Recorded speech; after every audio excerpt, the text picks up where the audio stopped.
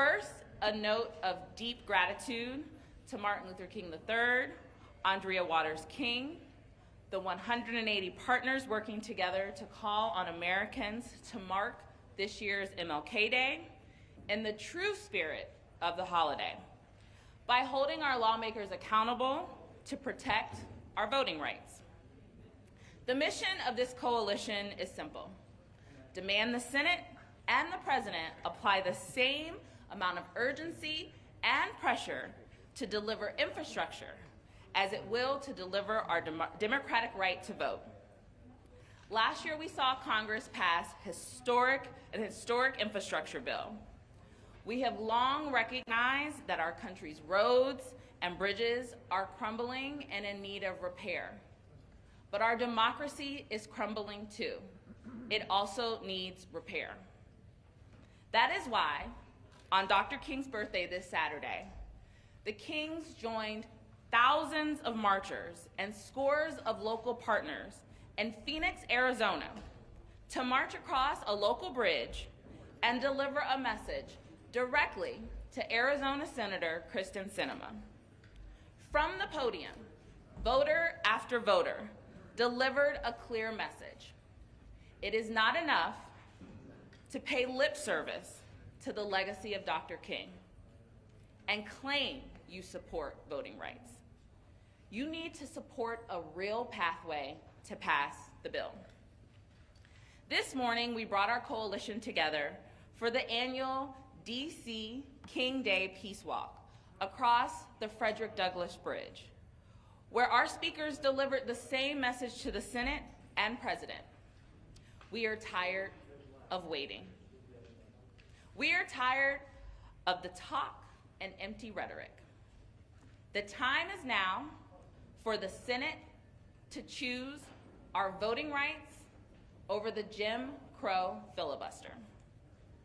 And now, here we are in Union Station, another beacon of our nation's investment in infrastructure, to demand President Biden and Congress deliver for our democracy as it has for roads, bridges, and train stations. At this urgent moment in our democracy, I am honored and humbled to be standing here today with Martin Luther King III, Arndrea Waters King, Yolanda Renee King, organizers representing our 180 coalition partners, and everyone tuning in from home, to say that we will not accept inaction from our elected officials on this Martin Luther King Jr. Day, because there can be no celebration without legislation. And starting tomorrow, the Senate will vote on the Freedom to Vote John R. Lewis Act, a bill that will not only protect the ballot, but expand access to it. The past few weeks, we have seen what our collective power can do. In the president's speech in Georgia, President Biden urged the Senate to reform the filibuster, a Jim Crow relic, to get voting rights done. And we are honored that later today we will be joined by Speaker Pelosi, who has been a champion for democracy and a leader every step of the way. We have built the power, but we are still waiting on those who hide behind outdated procedures to avoid taking a vote. Senator Sinema, Senator Manchin have vocally opposed any changes to the Senate rules, even at the cost of our democracy. As Dr. King said in his I Have a Dream speech, we are confronted with the fierce urgency of now. We cannot afford to stand by while our rights are on the line. That is what you will hear today. Thank you for joining us, and I'm honored to introduce our first speakers. I'd like to introduce the King family to the stage. We are honored that we have members from Martin Luther King Jr.'s family here today, leaders of the Deliver for Voting Rights campaign. They made today's movement to honor Dr. King by passing voting rights legislation. First up, I am honored to introduce Dr. King and Coretta Scott King's granddaughter, 13-year-old granddaughter, Yolanda Renee King. She's an activist for voting rights and justice. She's the director of youth engagement at the Drum Major Institute. And on Tuesday, she will follow in her grandfather's footsteps by speaking at the National Cathedral. Yolanda?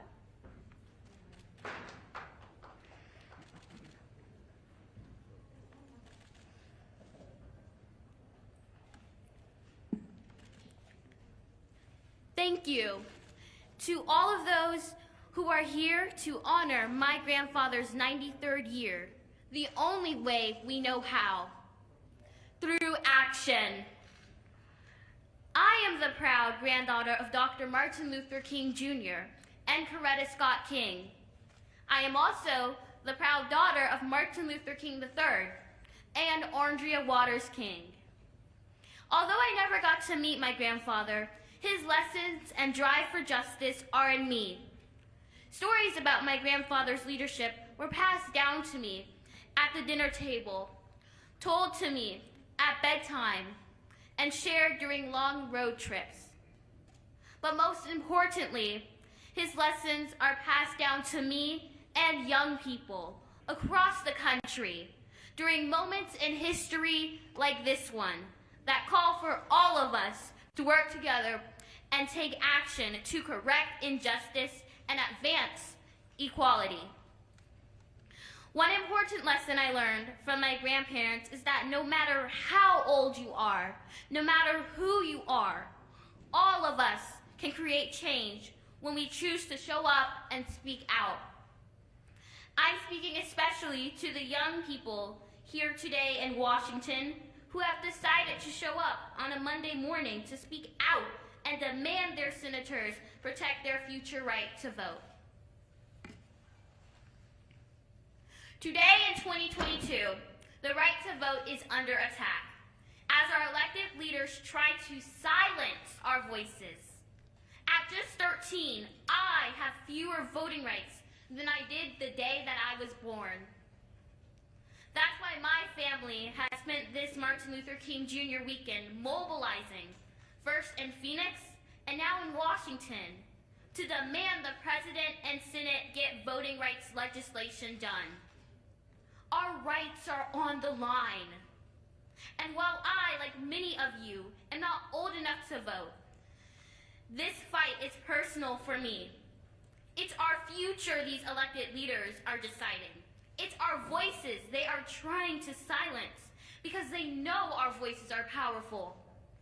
They may tell us hundreds of times that we're too young to understand, but those who try to undermine our power do so because they know young people will not stand down in the face of injustice. If you, like me, can't vote, just let me tell you about some other ways you can fight for the future right to vote. You can write a letter to Senator Sinema and Senator Manchin. You can call their offices and tell them that you want to see them choose your future over the filibuster, a broken rule that's been used to uphold slavery and segregation and block progress on civil rights. You can talk to your friends and parents about why this matters. You can keep showing up like you showed up today. Fighting for voting rights is about fighting for the right to participate in democracy, a movement my grandfather led many decades ago. But it's also about all the other issues that affect all of us: climate justice, reproductive justice, LGBTQIA+ justice, and so much more. We will not stop organizing to get this done. But for all the elected leaders out there who are tweeting, posting, and celebrating my grandfather, Dr. King, today, my message to you is simple. Do not celebrate, legislate. The Senate must do the right thing when this legislation comes to a vote tomorrow. Senator Sinema, Senator Manchin, our future hinges on your decision, and history will remember what choice you make. So join me in demanding action for today, tomorrow, and generations to come. Thank you. Thank you, Yolanda, for that powerful speech. We're now going to hear from Arndrea Waters King, president of the Drum Major Institute.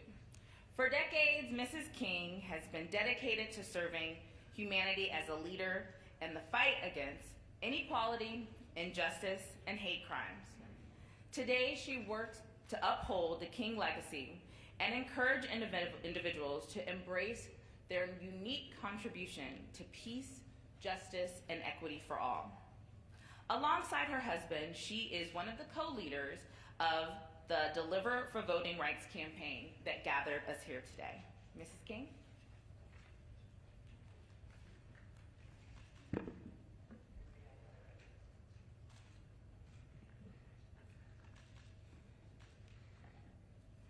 Good morning. We're thankful to so many who have made today possible, and I'd especially like to thank Speaker Pelosi for her fearless leadership in working to protect the rights of Black and Brown Americans. Thank you to Congressman Beatty of Ohio and Congresswoman Sewell of Alabama for fighting not just for their own constituents, but for all of us. Thank you to the hundreds of partners whose organizing has gotten us to this moment. And thank you to the Peace Walk organizers for putting together this morning's powerful march. America, we are at a fork in the road. We have two paths before us, one that leads to the nation the Constitution promises, and one that leads deeper into division and injustice. Since January 6, 2021, our country has bled from 1,000 daily cuts of racism, white supremacy, and disinformation. In that time, more than 400 pieces of legislation have been proposed, and 19 states have passed laws that restrict the right to vote. That is why we must eliminate the filibuster and pass the Freedom to Vote John R. Lewis Act now. As Martin Luther King Jr. said in 1964, to maintain the filibuster is to harm the health of our nation. It was true then, and it's true today. The filibuster is not some time-honored tradition that must be preserved to protect democracy. And even if it were, what good is a filibuster when preserving it will destroy the democracy it's supposed to protect? Senator Sinema and Senator Manchin want a supermajority. Well, a supermajority of citizens support this legislation. They say eliminating the filibuster won't address our country's disease of division. Saying we have a disease of division but not restoring voting rights is like diagnosing a patient with treatable cancer and withholding the treatment. The filibuster is an instrument of division. As a mother who wants to leave a better world for the next generation, I feel the weight of the moment. Our daughter Yolanda is Martin Luther King Jr. and Coretta Scott King's only grandchild. And I know that when he talked about his dream, he was also dreaming of her. She is just 13 years old. In 2013, when she was 5, the Voting Rights Act was gutted by a Supreme Court decision that said states with a history of racist voter suppression didn't need oversight anymore because racism was a thing of the past. In 2021, when she was 12, the Supreme Court toppled the rest of the Voting Rights Act, and her home state passed laws that make it even harder for Black and brown Georgians to vote. Today, Yolanda and her peers, children of just 13, have fewer voting rights than the day they were born. What would MLK say about that? Is that the dream that he held for his granddaughter? I asked Senator Manchin and Senator Sinema and all those who stand in the way of restoring voting rights, is that the legacy that you want to leave behind? Many have chosen that path before you, and there are stains on our country's history. After the Civil War ended in 1865, do you know how long it took our country to come together and overcome our disease of division to get it passed? 100 years. 100 years of filibustered civil rights laws. 100 years of Jim Crow. 100 years of poll taxes and impossible tests for black voters. 100 years of being so intimidated at polling places that many felt safer staying at home. If Senator Manchin and Senator Sinema maintain their position, they will extend white supremacy's short chokehold on our democracy and consign themselves to the same foolish legacy. Do they want us to wait another 100 years to have our rights restored? Is that the beloved community of Martin Luther King Jr. and Coretta Scott King? If so, tell it to the grandmother in West Virginia who waits hours to vote, only to find out she's been kicked off the voter polls and it's too late to do anything about it.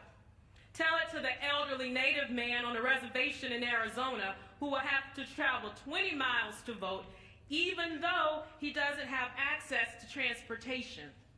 Tell it to the mother who will wait 10 hours to vote in Atlanta with her children by her side and her bag full of water and snacks because it's illegal to pass out food and water to voters. But we can't stop now because we've seen what President Biden and Senate Democrats can do when they commit. They delivered a historic bill that will improve our country's infrastructure, and that has me thinking about bridges. Bridges take you somewhere new and help you cross impassable terrain. This morning, as we walked in the rain and snow across the Frederick Douglass Memorial Bridge with our Peace Walk partners and the DC MLK Holiday Committee, and as I crossed, I thought about John Lewis and C.T. Vivian and Hosea Williams and Amelia Boynton. When John Lewis and those marchers crossed the Edmund Pettus Bridge in Selma in 1965, they were trying to lead us from the scorched earth of oppression to the solid footing of freedom.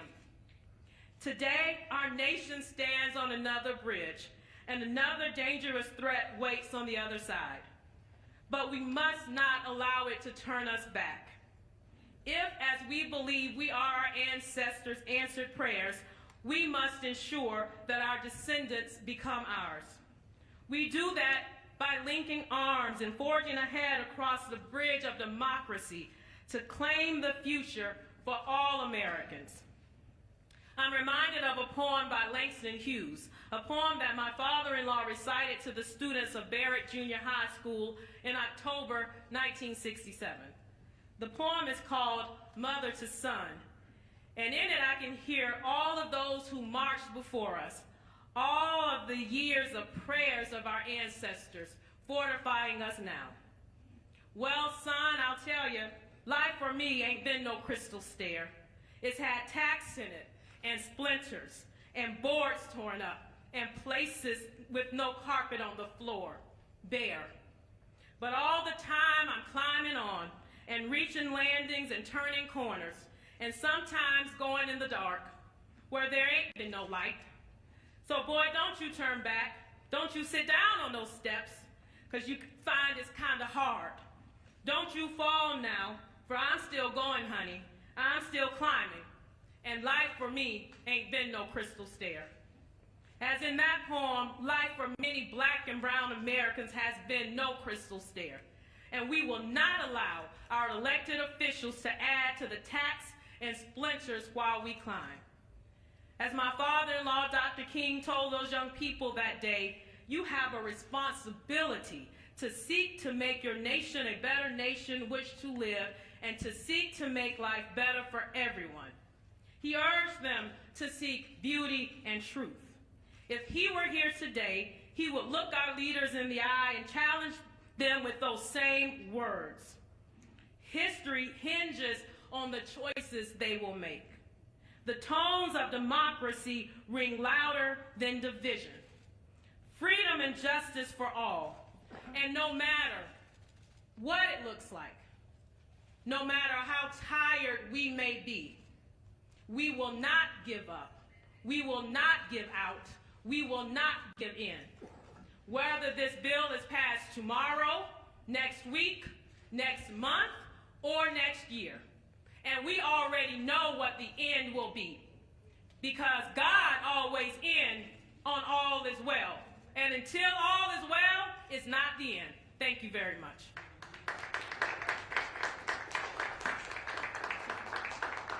Thank you, Mrs. King. Now we're going to hear from Martin Luther King III. As the oldest son of Dr. Martin Luther King Jr. and Coretta Scott King, Martin Luther King III is a leader on the world stage, a peacemaker, a negotiator, and on some of today's most critical issues nationally and internationally, including voting rights. Most recently, Mr. King has taken over the leadership of the Drum Major Institute, with the focus on continuing the King legacy through campaigns like Give Us the Ballot. The work of the Drum Major Institute inspires and supports organizations and individuals to embrace their unique contribution to peace, justice, and equity for all. Alongside his wife, Mr. King is one of the co-leaders of the Deliver for Voting Rights campaign that gathered us here today. Mr. King?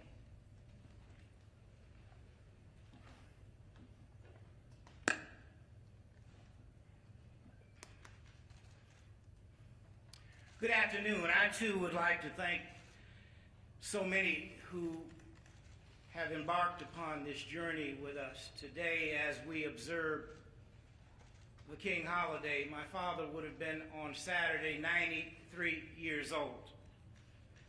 But first, let me thank Speaker Pelosi for her tireless commitment on behalf of Black and Brown Americans, as well as the Congressional Black Caucus Chair, Congresswoman Becky, and also Congresswoman Terry Sewell from the state of Alabama, for constantly fighting for that which is right. And I want to thank every partner. Over 180 organizations have joined us, over 1,000 pastors. Every major labor union has joined in this quest for voting rights. But I want to thank every partner who made it today for the Peace Walk and all the organizers of the Peace Walk, who understood the importance, not just of the day, but of this moment. And thank you to all of you who are joining us here today, and especially you as members of the American media helping to get the word out to American people. My mother always said the holiday should be a day on, not a day off. Today we're not here to celebrate. We're here to be on. We're here to call on President Biden and the Senate to pass the Freedom to Vote John R. Lewis Act, and to warn that our democracy stands on the brink of serious trouble without these bills.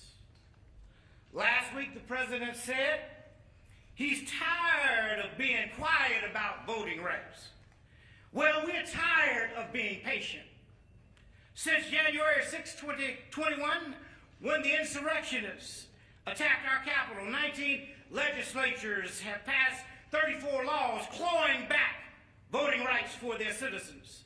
States like my home state, where new laws, I should say of Georgia, are designed to confuse voters so they don't know where to go. They kick people off the voter rolls so they show up to vote and find out they're not registered. They close polling stations and limit voting hours so working parents and folks without access to transportation can't get there in time. These laws are being passed with knife-like precision to cut Black and brown voters out of the process. And they're exactly what the Voting Rights Act once protected against. That's just one state, but it's all over. Texas, Florida, Iowa, Arizona, the list goes on. More legislatures are gearing up to pass laws like these when they convene this year. And our Senate is letting them get away with it because of a little technicality called the filibuster. With the filibuster, a single senator can prevent a bill from coming up for debate just by sending an email. They can stop a bill from being debated, let alone voted on. This is why people say the Senate is broken, but it gets worse. The filibuster was used to stop civil rights legislation for 100 years after the Civil War. Now think about that. The history books tell you that after the Civil War, people who had been enslaved for 250 years were finally free. But that's not the truth. They had to fight for 100 more years before they could overcome the filibuster, just to have their right to vote protected. And now the filibuster is being weaponized again. The irony is that all these laws taking away our rights are being passed by a simple majority, while here in Washington, the effort to reinstate them has to get a super majority to pass. The good news is that we have the power to address the injustices. We can eliminate the filibuster with a simple majority and then pass this bill that every Democratic senator says they support. But as you've heard, a few people stand in the way.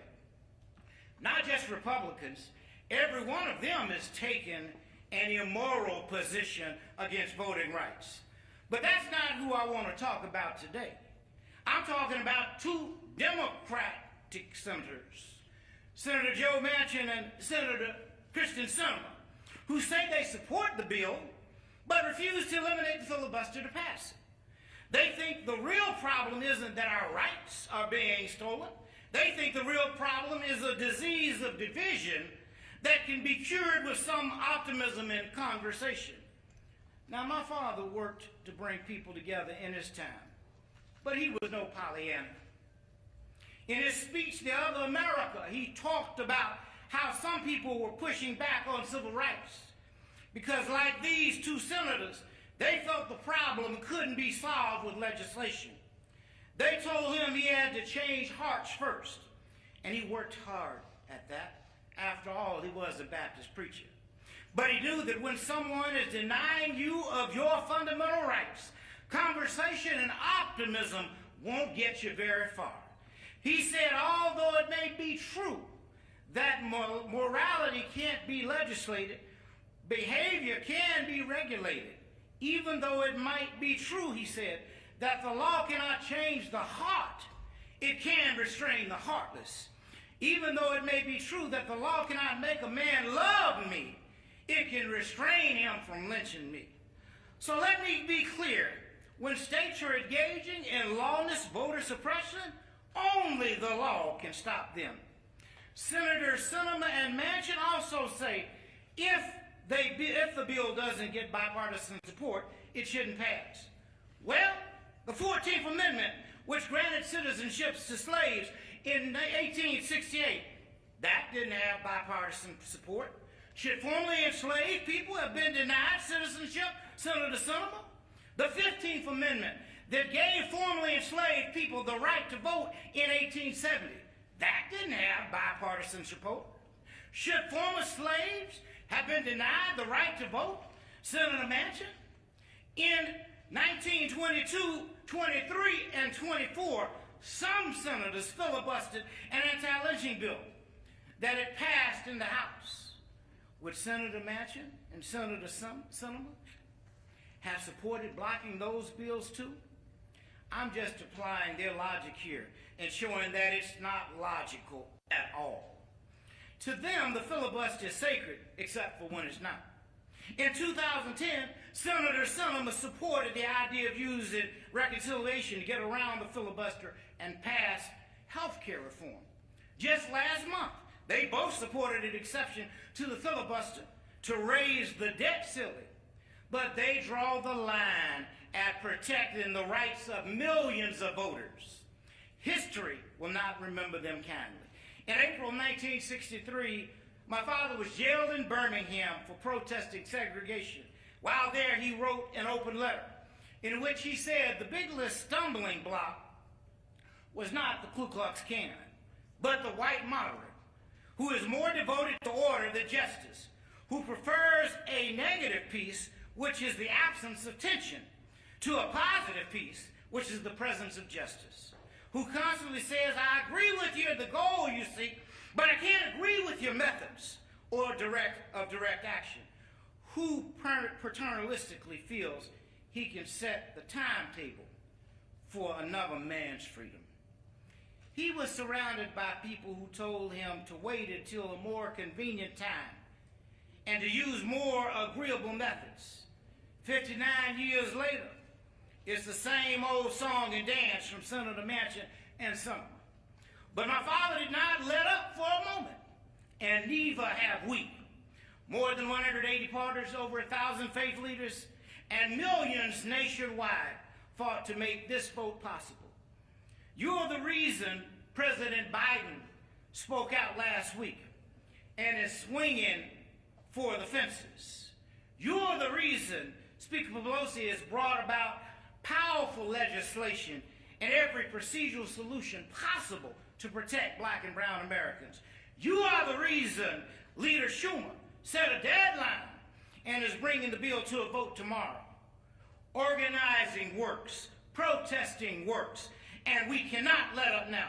So no matter what happens tomorrow, we must keep the pressure on and say no more empty words. Don't tell us what you believe in. Show us with your votes. History will be watching what happens tomorrow. Black and brown Americans will be watching what happens tomorrow. In 50 years, students will read about what happens tomorrow and know whether our leaders had the integrity to do the right thing. Mr. President, Senator Manchin, Senator Summer, members of the Senate, pass the Freedom to Vote John R. Lewis Act now. If you can deliver an infrastructure bill for bridges, you can deliver voting rights for Americans. If you do not, there is no bridge in this nation that can hold the weight of that failure. Thank you.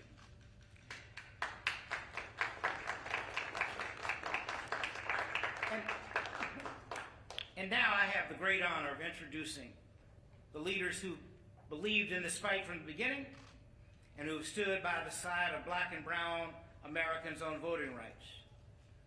Speaker Pelosi has used her position of leadership to push from every angle to get voting rights bills passed, and we would not be where we are today without her commitment to our democracy.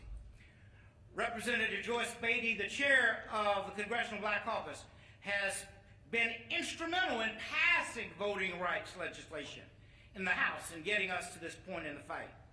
Representative Terry Sewell has been a pillar in the voting rights fight and leading the House to deliver for voting rights just like they delivered for bridges. Because of the leadership of these women, the House passed this crucial legislation to protect our democracy and action now rest with the Senate.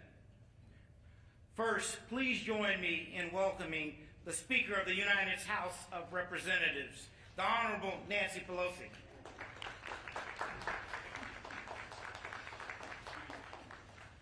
Thank you very much, Martin. What an honor it is, personally and officially, to be here with the family of Reverend Martin Luther King Jr. and Coretta Scott King. To hear Yolanda speak about the future and what this all means to young people, how proud her grandparents are. And to hear Arndrea talk about what is at stake in all of this couldn't be more clear. And Martin, thank you for the challenge that you have put forth. It is my honor also to be here with some of the leadership of the House. The leader of the Congressional Black Caucus made for us, working with Eric Holder and John Sarbanes and others, and Mr. Clyburn, to make sure this legislation, the Freedom to Vote Act, was passed. And Terry Sewell has been the author of the John Lewis Voting Rights Act, even before it was called that. She's been for it for years and advocating relentlessly, and you will hear from them. Let me just say that to what the family had to say about the history and the prospects, let us just say amen. In Congress, we'd say I associate myself with the remarks. But I just want to add this. because I was always watching the King family from school and all the rest. In fact, I was at the march.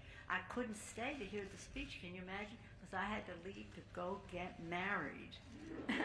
That's why I can always remember how long ago this speech was, or how long ago I've been married. But in any event, Dr. King, Coretta Scott King, and those who were associated with him included our beloved John Lewis. They believed in nonviolence.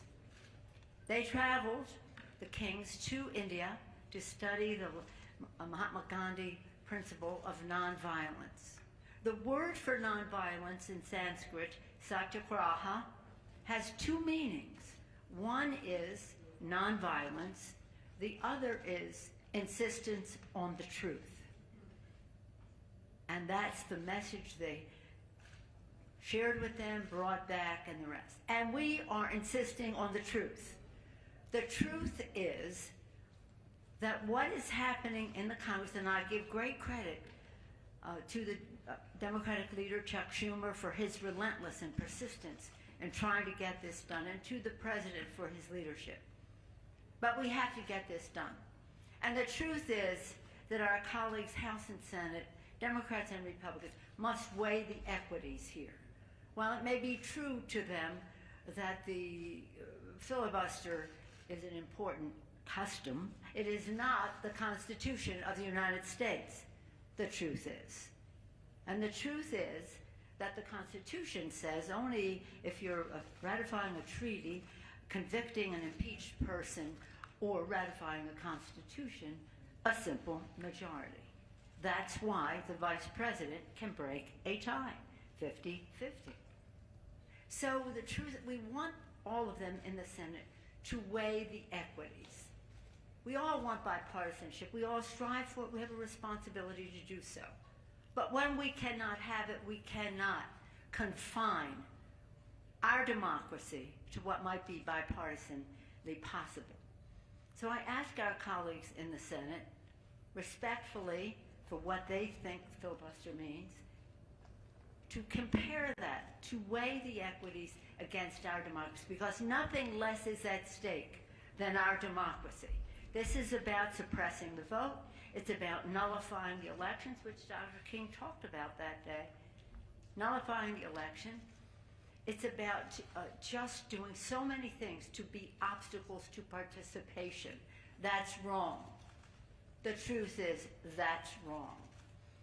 And this family, and John Lewis, and so beautifully that this bill is named for him, but the first bill, he wrote the first 300 pages of what is now called Freedom to Vote. And as has been indicated by the King family, this bill is supported by all of the Democrats, House and Senate. It's just the filibuster in a way. So in a way, if you really, truly want to honor Dr. King, don't dishonor him by using a congressional custom as an excuse for protecting our democracy. We have no right to honor this family, to visit the monument. Imagine 36 years old, left this earth in such a way that he has a monument on the mall along with Abraham Lincoln, George Washington, Thomas Jefferson, all of them with tears in their eyes for the departure from our democracy that is happening right now, unless the truth is acknowledged and this legislation is passed. And with that, I want to yield to our our distinguished chair of the Congressional Black Caucus. Working with her has been a joy because she has been so persistent. She brings her own record of civil rights experience to the Congress and to this subject, as does our distinguished with Mr. Clyburn. Without her leadership and her persistence, we would not have passed that first bill for the People Act, which is now called Freedom to Vote. It was an honor to serve with her as well as with Terry Sewell. We are just so determined to make this happen tomorrow and no one more determined than the chair of the Congressional Black Caucus, Joyce Beatty of Ohio. Thank you so much, Madam Speaker, and thank you for your leadership. It is an honor for me to be here today and for me to be the chairwoman of the powerful Congressional Black Caucus. To the King family, thank you, Martin, Andrea, Yolanda, for the peace walk that we just did, for keeping the dream alive and for deliver for voting rights. To you, I say thank you. But today we come to seize the opportunities for justice that lay before us now, because we cannot redeem the soul of America without the courage to fight the barriers of cultural, systemic, environmental racism.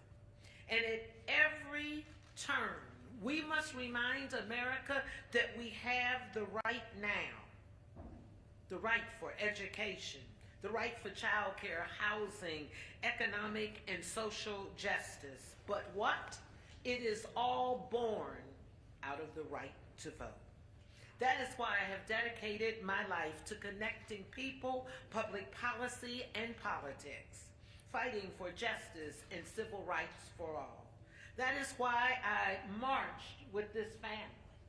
That is why I say thank you for giving us Yolanda and your voice that represents our future. The late John Lewis, Martin Luther King III, Reverend Al Sharpton, Tamika Mallory, and so many more, Jesse Jackson. Thank you. But let me just say today that I marched with the spirit of Fannie Lou Hamer as I crossed the Edmund Pettus Bridge for the 50th anniversary of Bloody Sunday. That is why I was arrested recently in the United States Senate for demanding the protection for our voting rights. I stand on Fannie Lou Hamer's shoulders. I stand on the shoulders of Shirley Chisholm, Coretta Scott King, Rosa Parks, and Dorothy Height. And Yolanda, you and my two grandchildren, Leah and Spencer, the new generation, and you're doing it your way. But let me say to you, you stand on our foundation. Together, we must tear down the walls of injustice against voting rights and insist that the Senate pass the Freedom to Vote John R. Lewis Voting Rights Act, because silence is not an option. The Congressional Black Caucus has called for the vote, demanding the Senate to take immediate actions on voting rights legislation. We will not yield our efforts to enshrine voting rights legislation into law, nor will we allow a filibuster to filibuster away our democracy and our voting rights. Today, we are speaking to a pained and frustrated nation, but tomorrow and the days to come, we will witness the Senate do its job to call for the vote. But let me say this loudly and clearly. We must draw the line in the sand of justice for any member not standing with us on voting rights. They are obstructionists to the America's promise of freedom and justice, and we must stand against them. The nation must join us and make some noise. Your father and grandfather said, lightning makes no noise, no sound until it strikes. Well, America, today let's make some noise. To this nation, let's stand up and strike back, fight for our voting rights. Lastly, the Congressional Black Caucus, the conscience of the Congress. I promise you that we stand with you. We stand with your father's dream. We stand with your courageous leadership, Speaker Pelosi, because you did your job. And I want the nation to know the House passed the Voting Rights Act. And so now, America, that's our power, That's our message from the Congressional Black Caucus. And in case you didn't know, I'm Congresswoman Joyce Beatty, and I approve this message. God bless you. And now it gives me great honor and distinction to introduce a person who needs no introduction. I call her the Mother of Alabama. She is one who has led us with the late John Lewis across that Edmund Pettus Bridge. She is an author of Voting Rights, and it is my privilege to call her a friend, a proud member of the Congressional Black Caucus, a leader, the Honorable Congresswoman Terry Sewell.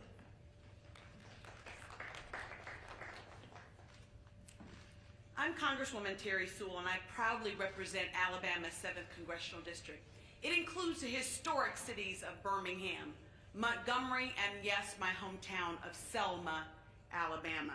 You see, voting rights is very personal to me.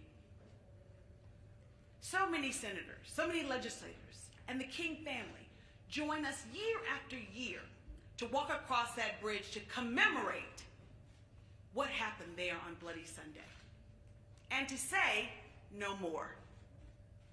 No more. We are once again at that precipice, an inflection point, if you will. While we no longer have to count how many marbles are in a jar or recite backwards the Declaration of Independence, today's modern day voting suppression is no less pernicious. Long lines, purging of rolls. The list goes on and on. But today, as we honor Dr. Martin Luther King Jr. and his legacy, it can't be a celebration, as Yolanda said, because we need legislation. We need the Senate to do its job. Almost 6 decades ago, John Lewis and the foot soldiers of the civil rights movement marched, fought, and yes, bled on a bridge for the equal right of all Americans to vote. Their efforts culminated in the passage of the 1965 Voting Rights Act. And voting rights was never partisan until recently. The Voting Rights Bill passed 5 times for reauthorization under 4 Republican presidents. But now, we're having a problem called the filibuster. I agree with my colleagues. I agree with the King family. We cannot let a process stand in the way. A process, oh, by the way, that over 150 times have been set aside, and most recently by the raising of the debt ceiling. If we can raise the debt ceiling to protect the full faith and credit of the American government, surely we can pass the John Robert Voting Rights Advancement Act and the Freedom to Vote Act to protect our democracy. I know people are tired and frustrated, and we can be tired and we can be frustrated, but what we can't do is give up. Just think what John Lewis, if he had given up those marchers marching across that bridge, if they had been bludgeoned on that bridge and didn't try to go back for turnaround Tuesday, or ultimately to complete that march. They didn't give up. They didn't give out. Think of Rosa Parks on a bus. Had she not given up, what our lives would have been. It was because of her courage, because of her sacrifice, that we now have integration in interstate transportation and commerce. So I say, let us remember the words of Coretta Scott King. She was profound and prophetic when she said, struggle is a never-ending process. Freedom is never really won. You have to earn it and win it in each generation. So this is our mountain moment.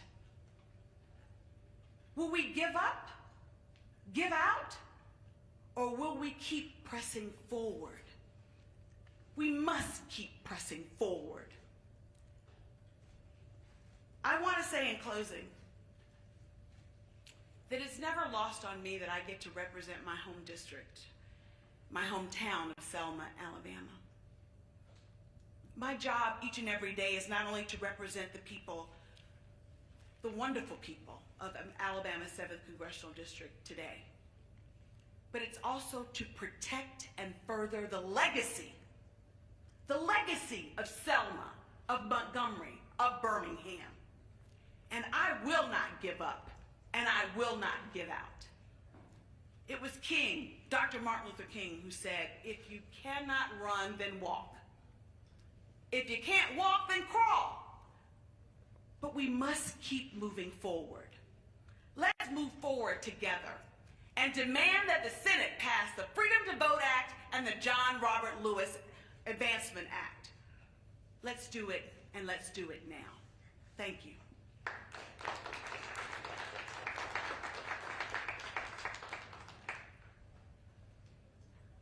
Today, we'd just like to thank Speaker Pelosi, Congresswoman Becky from my hometown of Ohio, Congresswoman Sewell, and the entire King family for your leadership. There is no celebration without legislation. Thank you. We'll continue our program.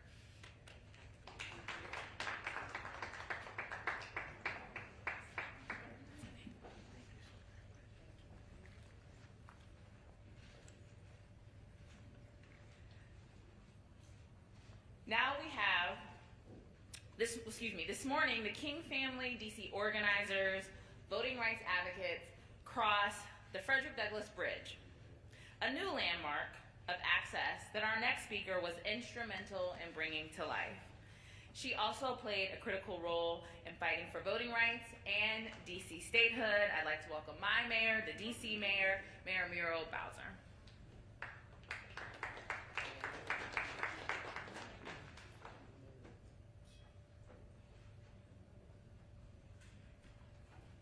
Good afternoon, everybody.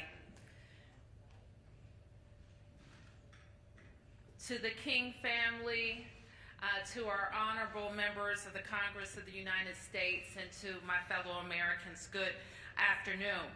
I want to thank you for gathering today, Speaker Pelosi, of course, in our beautiful Washington, D.C., to honor the birthday and legacy of Dr. Martin Luther King. We, of course, know that Dr. King played an integral role in desegregating America and helping us to get the Civil Rights Act. We cannot think of a better way to honor his legacy than to speak up, to take a stand, and to take action to ensure that Americans nationwide have their voices heard and counted. Across the nation, we know that states are passing anti-democratic, anti-voting bills restricting the will of the people by the slimmest margins. I, like most Americans, find myself wondering what Dr. King would make of this moment we find ourselves in. It is a moment, sadly, that we're all too familiar with. What would he say about the inaction on the John Lewis Voting Rights Act, which has already been ready for over a year? We know what he would say because he fought that fight his entire life.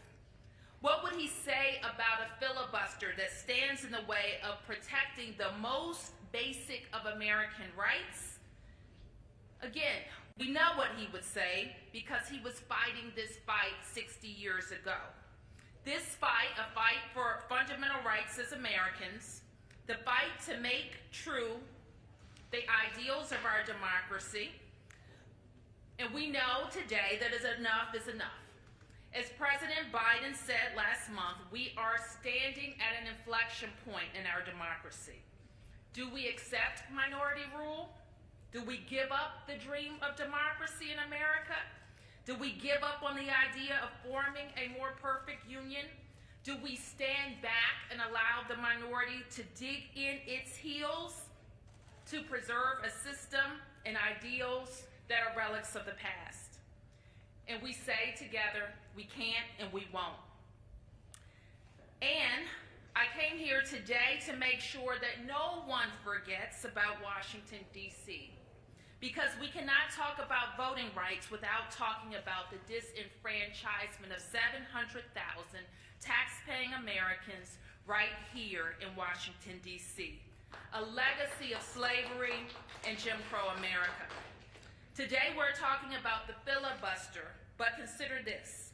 We wouldn't even be in this situation if Washington, D.C. had 2 senators, the 2 senators we deserve. Because you know what? Washington, D.C. stands with the majority of our fellow Americans who are in favor of expanding and protecting the right to vote. So don't forget, not only does the filibuster routinely silence the will of the majority, the will of the majority isn't even fully represented. And the plight of Washington, D.C. is the same plight that millions more Americans could find themselves in if we don't pass the John Lewis Voting Rights Act. Cut out from the democratic process and treated as second-class citizens. You will be expected to pay taxes, you will be expected to serve in the military, and you will be expected to follow the rules set by the Congress, Senator.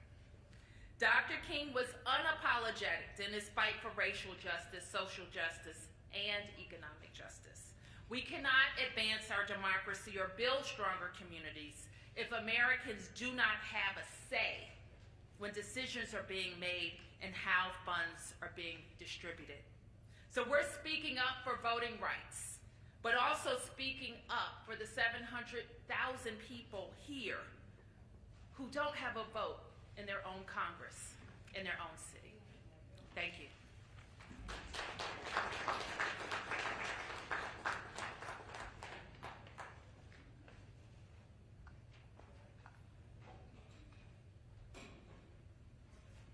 So we are honored today to have a lot of our partners here.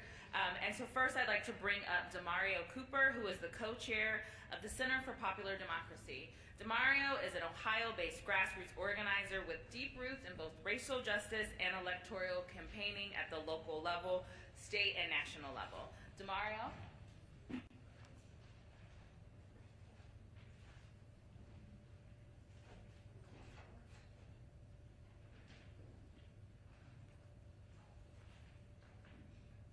As you said, my name is Demario Cooper. I'm from Akron, Ohio. I drove here last night in my car because I didn't want to get stuck in the airport. And it was a tough drive, you know. Some of it was like a lot of storms, like an actual winter storm. And other parts were smooth sailing.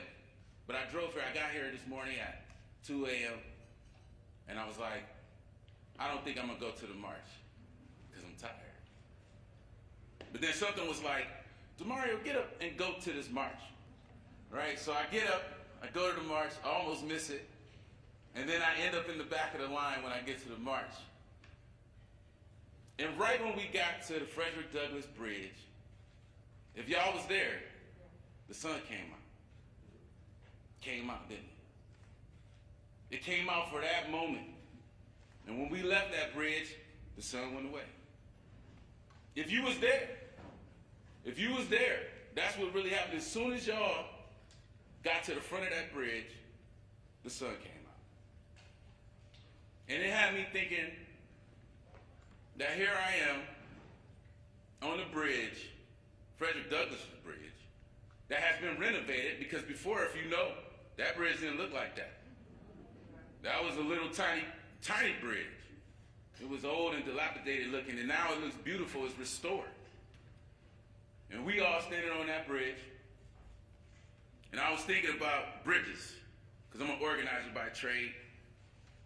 And bridges have a real strong history in my family. It's a legacy of bridges. My great-grandfather was killed on the bridge trying to go vote in Newport, Tennessee in 1925.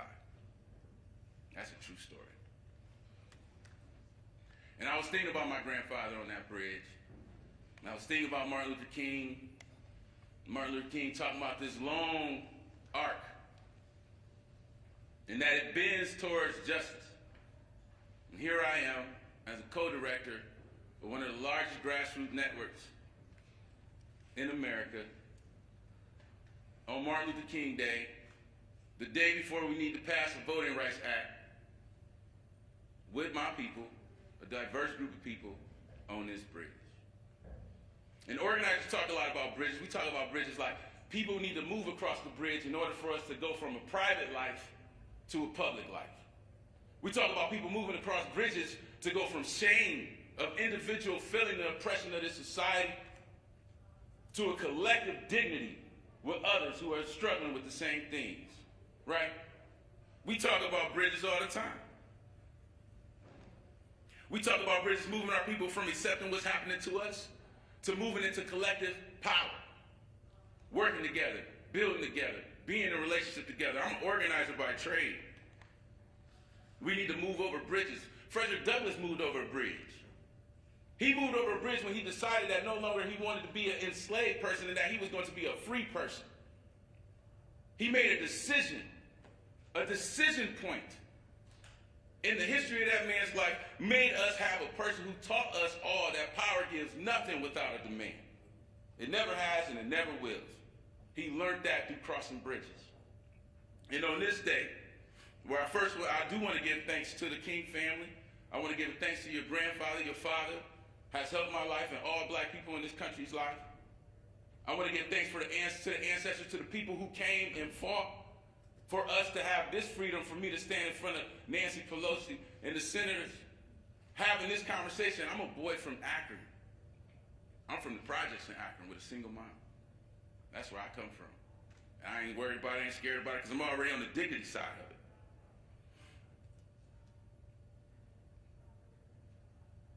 Today, we got to make a choice.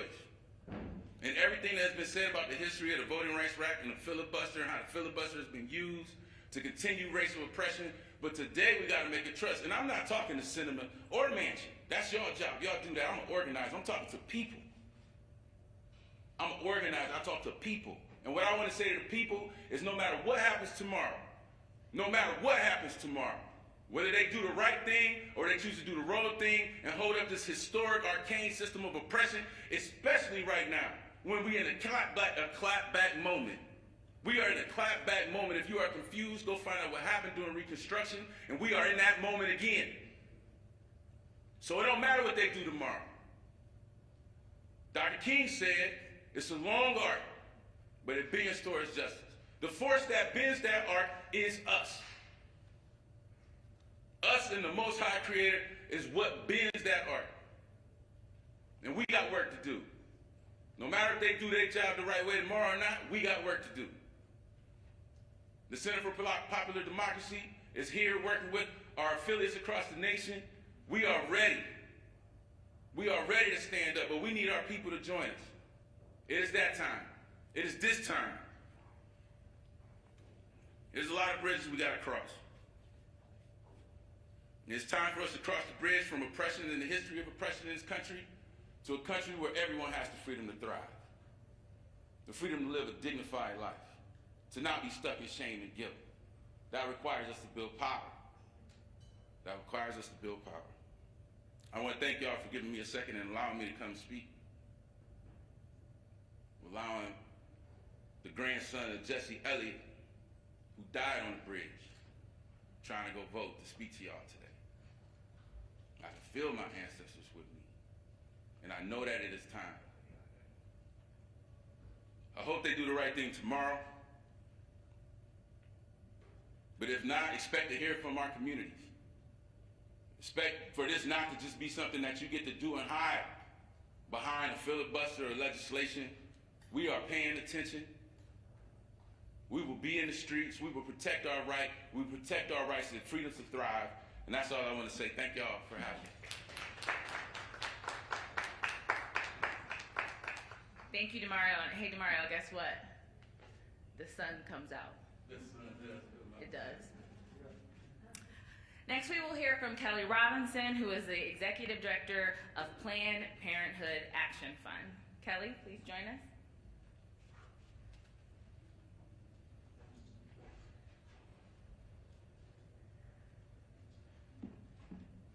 Ooh, good afternoon, everybody. Good afternoon.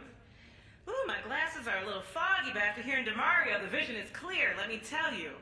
Hello, good people. My name is Kelly Robinson. I'm the Executive Director of Planned Parenthood Action Fund. It is an honor to join the King family, Speaker Pelosi, Congresswoman Beatty, Congresswoman Sewell, and all of you here today. This is my first action back after the birth of my son, Isaiah, actually. He's 5 months old. And for me, the world has just changed. And so, I know y'all know what that means. But in so many ways, right? I mean, this world can feel so fundamentally broken with all that's happening around us, not only out in the world, but even in our own homes and our own families. Many of us are so worried about our kids, or worried about our partners, our friends, our everyone around us. We're consumed by it.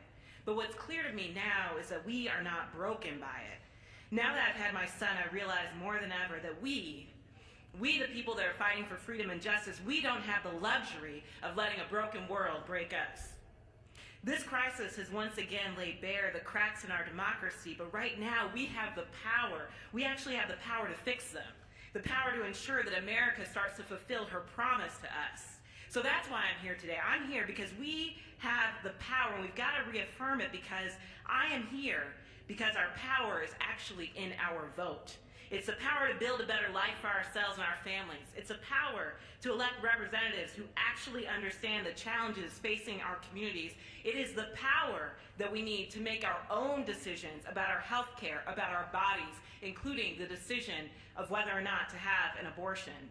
It's the power to heal just a little bit of this broken world for ourselves, for our kids, and for the legacy that we're moving forward. Y'all, voting rights and reproductive rights are inextricably linked.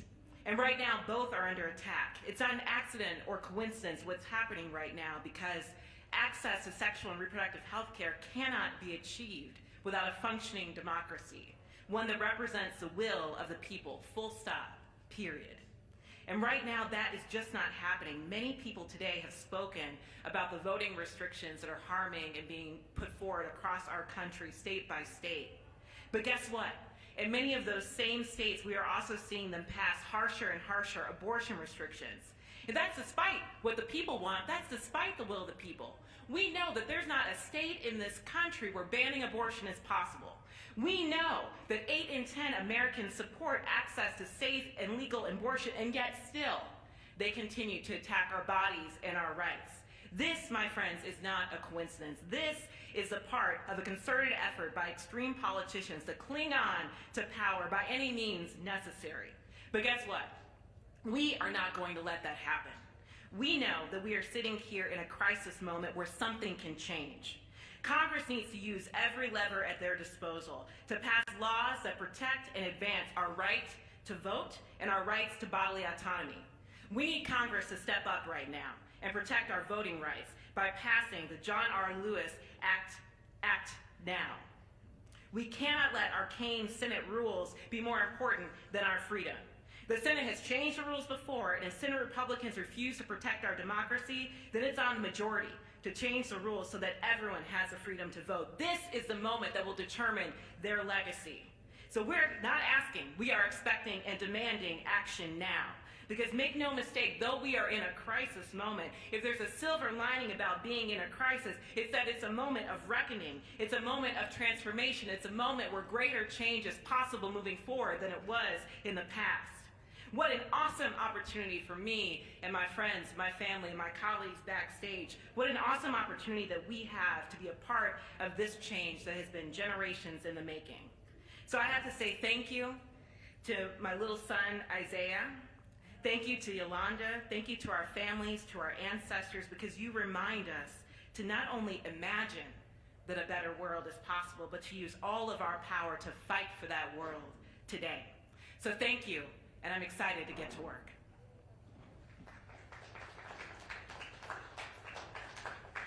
Thank you, Kelly. Our next speaker is a fierce social justice warrior, defender of education rights, an unrelenting advocate for all students and communities of color, and a value and respected voice in the education arena. I have the privilege of introducing Becky Pringle, the president of the National Education Association. Becky?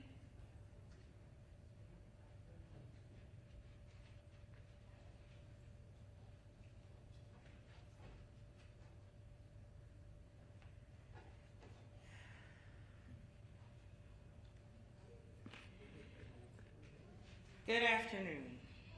I stand here representing the 3 million members of this nation's largest labor union, the educators of the National Education Association. Our members share one important goal: ensuring that every student, everyone, has the access and opportunity and resources they need and deserve so they can boldly and completely live into their brilliance. For the members of the NEA, standing up for every student means standing against any effort to dismantle the voting rights that Dr. King fought so hard to secure. I thank the King family for bringing us here today. Speaker Pelosi, Representatives Beatty and Sewell, and so many others who are leading this fight across this nation for racial and social and electoral justice that are deeply woven into Dr. King's legacy. When COVID-19 began its spread across our country almost 2 years ago, the deep inequities that have existed in this country forever compounded and worsened its impact. As educators, we already knew that the students who suffer from those inequities the most are our Black and brown and indigenous students, are students who have been marginalized and underserved, are students from the very same communities where votes are being suppressed. My great-grandfather was enslaved not far from here, in Charlottesville, Virginia. It's almost impossible to comprehend that the progress we've made since then is in jeopardy. But here we stand in 2022, on this day that we annually set aside to honor the legacy of Dr. King, calling on President Biden and Vice President Harris to demand that the Senate do what's right, do what it must to pass the Freedom to Vote and the John Lewis Voting Rights Advancement Acts now. We will not allow Congress to set aside its responsibility to defend our democracy. Every eligible voter in this nation must have that responsibility to cast their ballots safely and freely. And they must be able to do that without partisan politicians sabotaging the results of our elections. I commit to you today that the NEA will continue to stand against voter suppression tactics that deliberately are designed to silence our voices and to diminish the power of the American people. We will work every single day, grounded in Dr. King's teachings, that every step towards the goal of justice requires sacrifice and struggle. This is no time for apathy or complacency. This is the time for vigorous action. Our collective action is the only way we will create that just society for our students and our families and our communities. Our children babies are depending on us to be worthy of them. I have no doubt that together we will. Thank you. Thank you.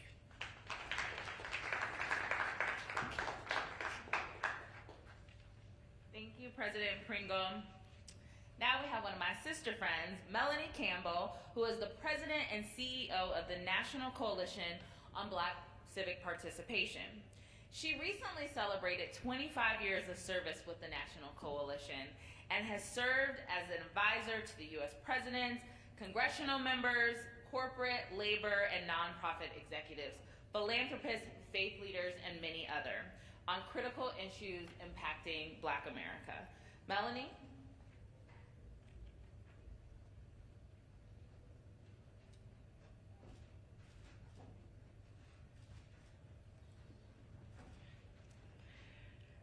Good afternoon. First, thank you to Martin and Yolanda and Andrea. Thank you all for your leadership.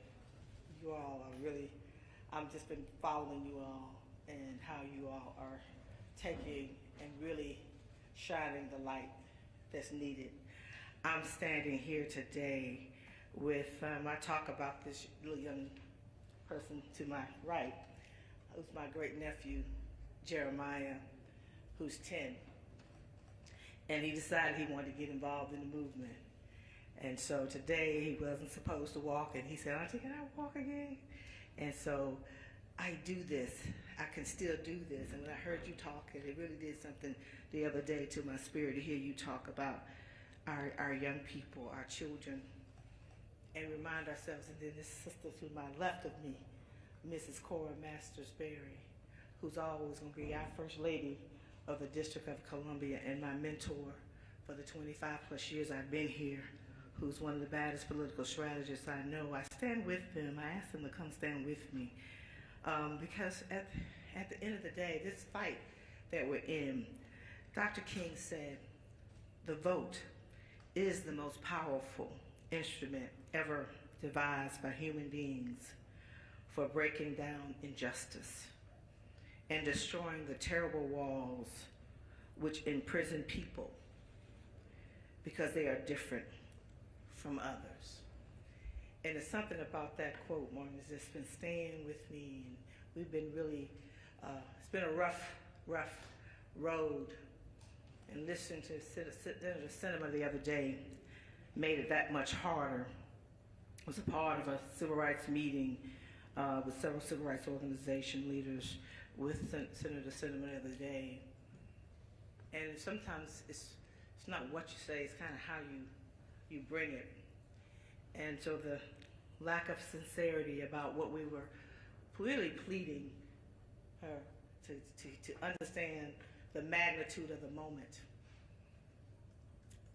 And when we know that this vote, this attack on the vote goes much deeper, as this political scientist genius sister always remind us why are we here. And this connection to what's happening with all of our rights being under attack.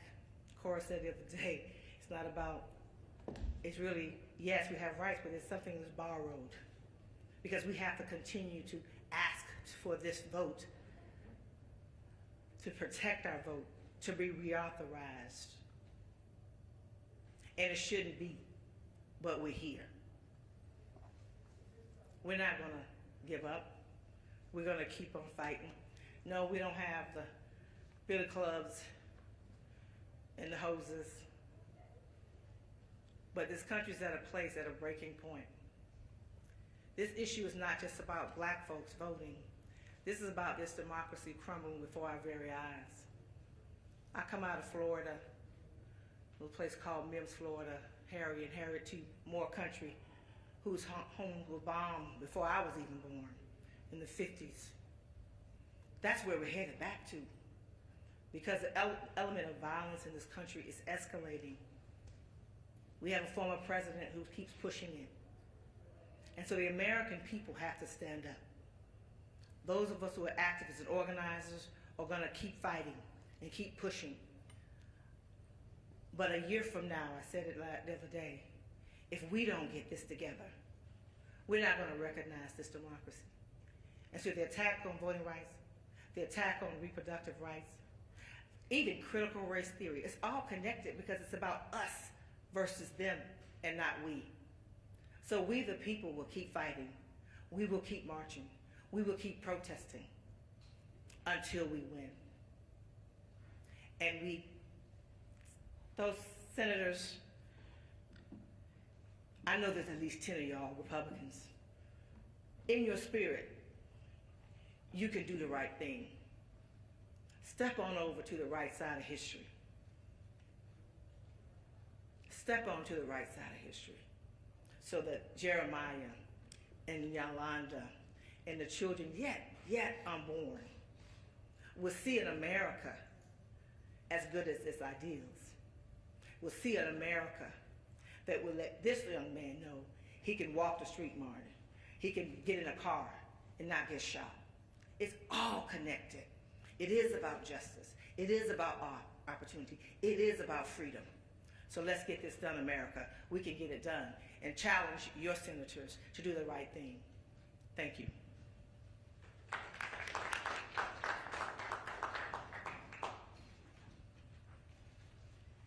Thank you, Melanie. Before we bring up our next speaker, I just want to remind press that the King family will be available for interviews when we conclude, if you decide to speak with them. Next, we have Ronna Epting, who is the Executive Director of Move On and leads both Move On Action, which works to advance progressive policies and social change on Move On political action, which works to elect candidates who are committed to standing up for an inclusive and progressive agenda. Ronna?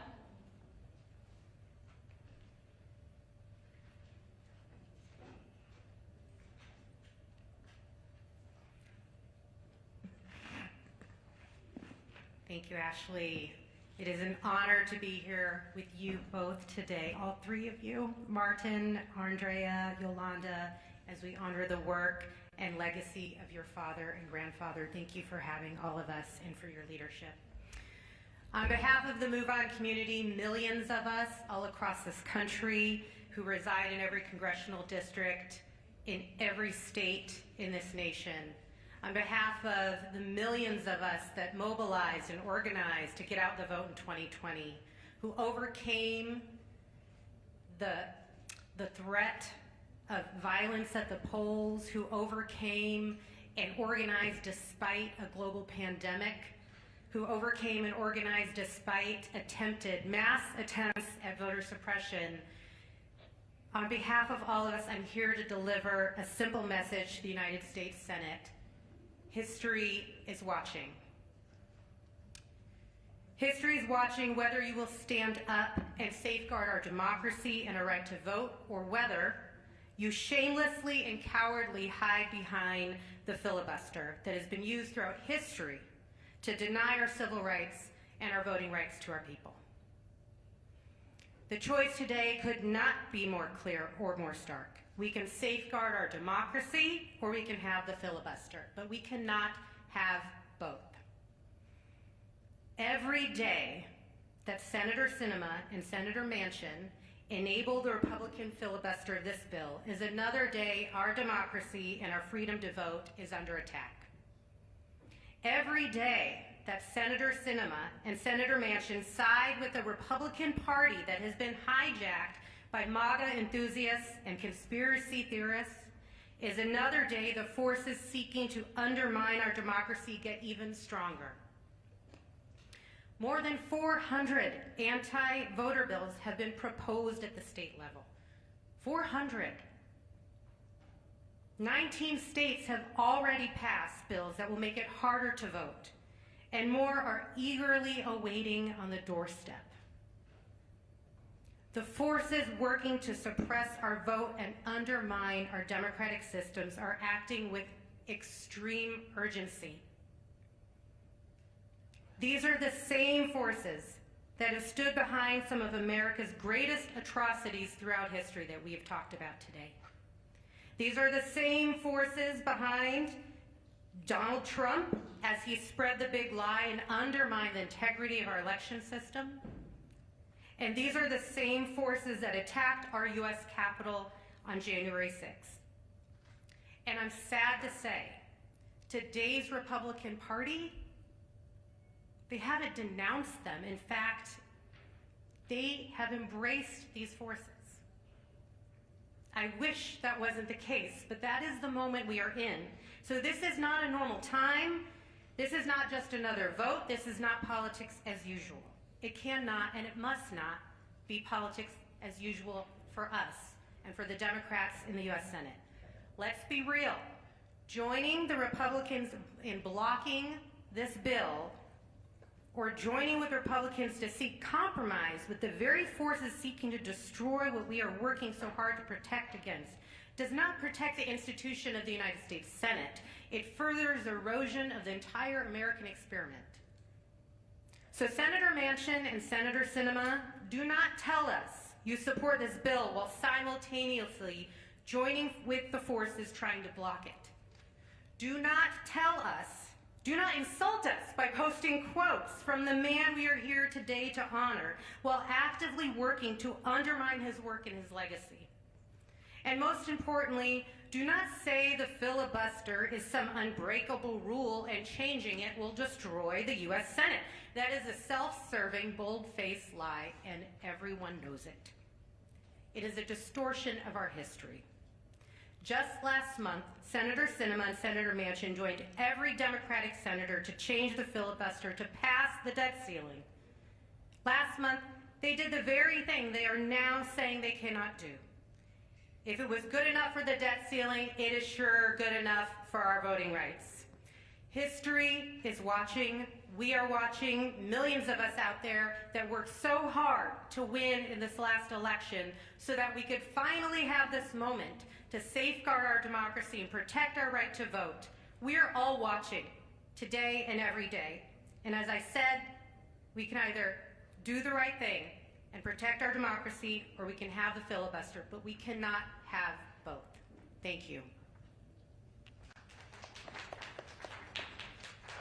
Thank you, Ronna. We're going to hear now from LaTosha Brown and Cliff Albright, who are the co-founders of Black Voters Matter.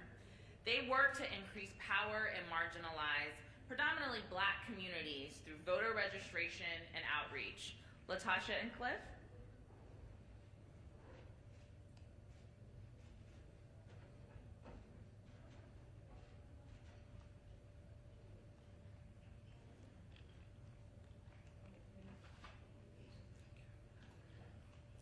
Good afternoon.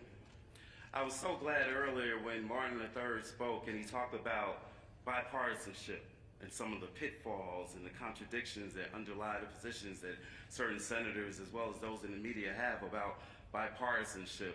Because at the end of the day, in 1957, when Dr. King spoke and said, "Give us the ballot," he did not say that and ask for that thinking that one day we'd be asked to give up that ballot and sacrifice that ballot at the altar of bipartisanship, to give up our votes at the golden calf of bipartisanship. That's not what he had in mind when he said, "Give us the ballot." And so it's appropriate that we talk about this today, especially today, because on this day of all days, it's actually insulting that you got some folks that are asking us to accept a compromise, this thing called the Electoral Count Act, as if that is voting rights. But that is not what we've been asking for. You know, that would be the equivalent of if LBJ, Lyndon B. Johnson, or the congressional leaders came to Dr. King and said, "You know what, Dr. King, we're not going to be able to pass this Voting Rights Act you're asking for. But here's what we got. After they finish keeping you from registering, after they finish making you take literacy tests, after they finish closing your polling places, after they finish having you count the jelly beans, this is what we got for you. We're going to make sure that the count of the votes that they do after that is accurate. That's what we got for you instead of voting rights. That's what we're being asked to accept today on this day. And that is insulting to us, just as it would have been insulting to Dr. King. But I'm not bitter about that. I'm not mad about that, because this is what I know. I know that we got two things that those who are asking us to give up our rights, those that are passing voter suppression all across this country, we got two things that they're not ready for. We got two things. We got love and we got power.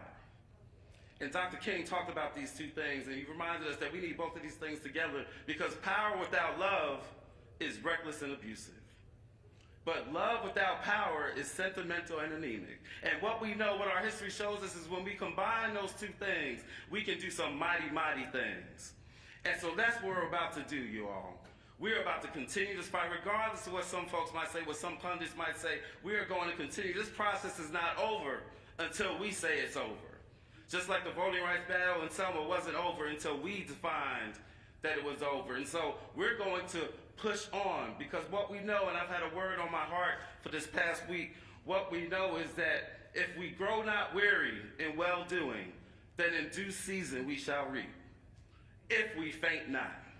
And that's what I'm asking of our people. That's what I'm asking of those who believe in freedom. We shall not rest. If we faint not, we can do some mighty, mighty things. If we faint not, we can do the same thing that those folks in Montgomery, Alabama, that Dr. King led on a year-long bus boycott. If we faint not, we can get a victory.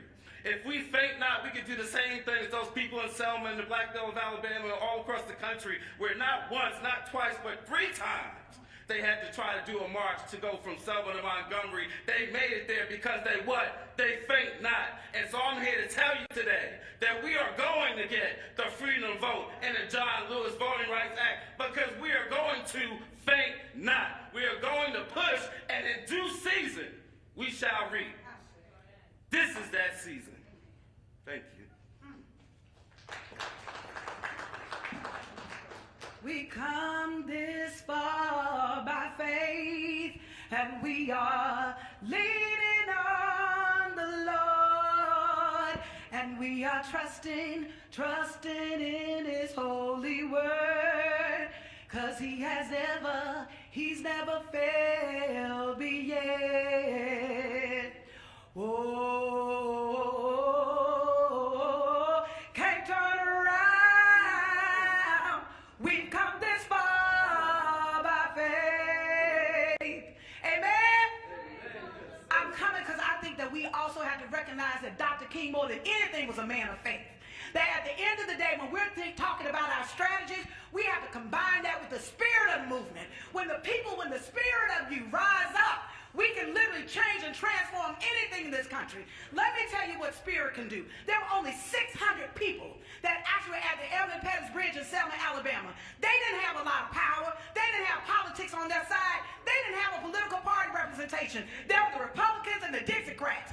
And everybody told them, it ain't going to happen. You need to give up. You need to stop. Matter of fact, so much so that eventually Dr. King actually wrote and had to tell people around him why we can't wait. And I'm coming to remind you on this day that in the spirit of the movement, we have come this far by faith, right? And we're not going to turn around. We're actually going to transform this country to be what it deserves, that we deserve and we desire. I'm going to ask everybody just for a quick second, because I know I don't have long, but I ask everybody just to close your eyes on this day. Close your eyes for a second. I'm going to ask you a question. My question to you is, what would America look like without racism? I ask that question because that's the vision. That's the vision that I'm standing on and that I believe in. At the end of the day, aren't we tired of the lies? Aren't we tired of being divisive? Aren't we tired of folks being in position of power while the rest and the masses of us want something? What do we want? We all want a better life for our children. We all want quality education. We all want health care. We all want to be treated with dignity and respect. So I stand today on this podium in the spirit of the movement. And in the spirit of the movement, when you combine that with strategy, you can't lose. And so I want to remind you of who we are and whose we are in this moment. We can win, you all. We can win. Don't listen to what the pundits say. Everything was pointing to, including the president in 1965, that they could not win. Yet they persisted, right? Because when you recognize that there's a greater power here, I do believe that there is a level of decency in Republicans in this country and Democrats in this country. People identify themselves as a Green Party and independent. There is enough of us to actually change the tide. I'm just asking you to stand up in this moment Stand in integrity in this moment. Stand in the space of truth. Stand for the love of humanity. And I guarantee you, we can move beyond the transaction of a bill, and we can transform this America to be the America that is laid out in the Constitution. Thank you. We've come this far by faith, laid it on the Lord, and we will not turn around. Let the church say amen. Okay. Thank you, Latasha and Cliff. We can win. Our next speaker is Joy Chaney. She is the Executive Director of the Washington Bureau and Senior Vice President of Policy and Advocacy for the National Urban League. The National Urban League is a historic civil rights and urban advocacy organization with 90 affiliates serving 300 communities, providing direct service that impact and improve the lives of more than 2 million people nationwide. Joy?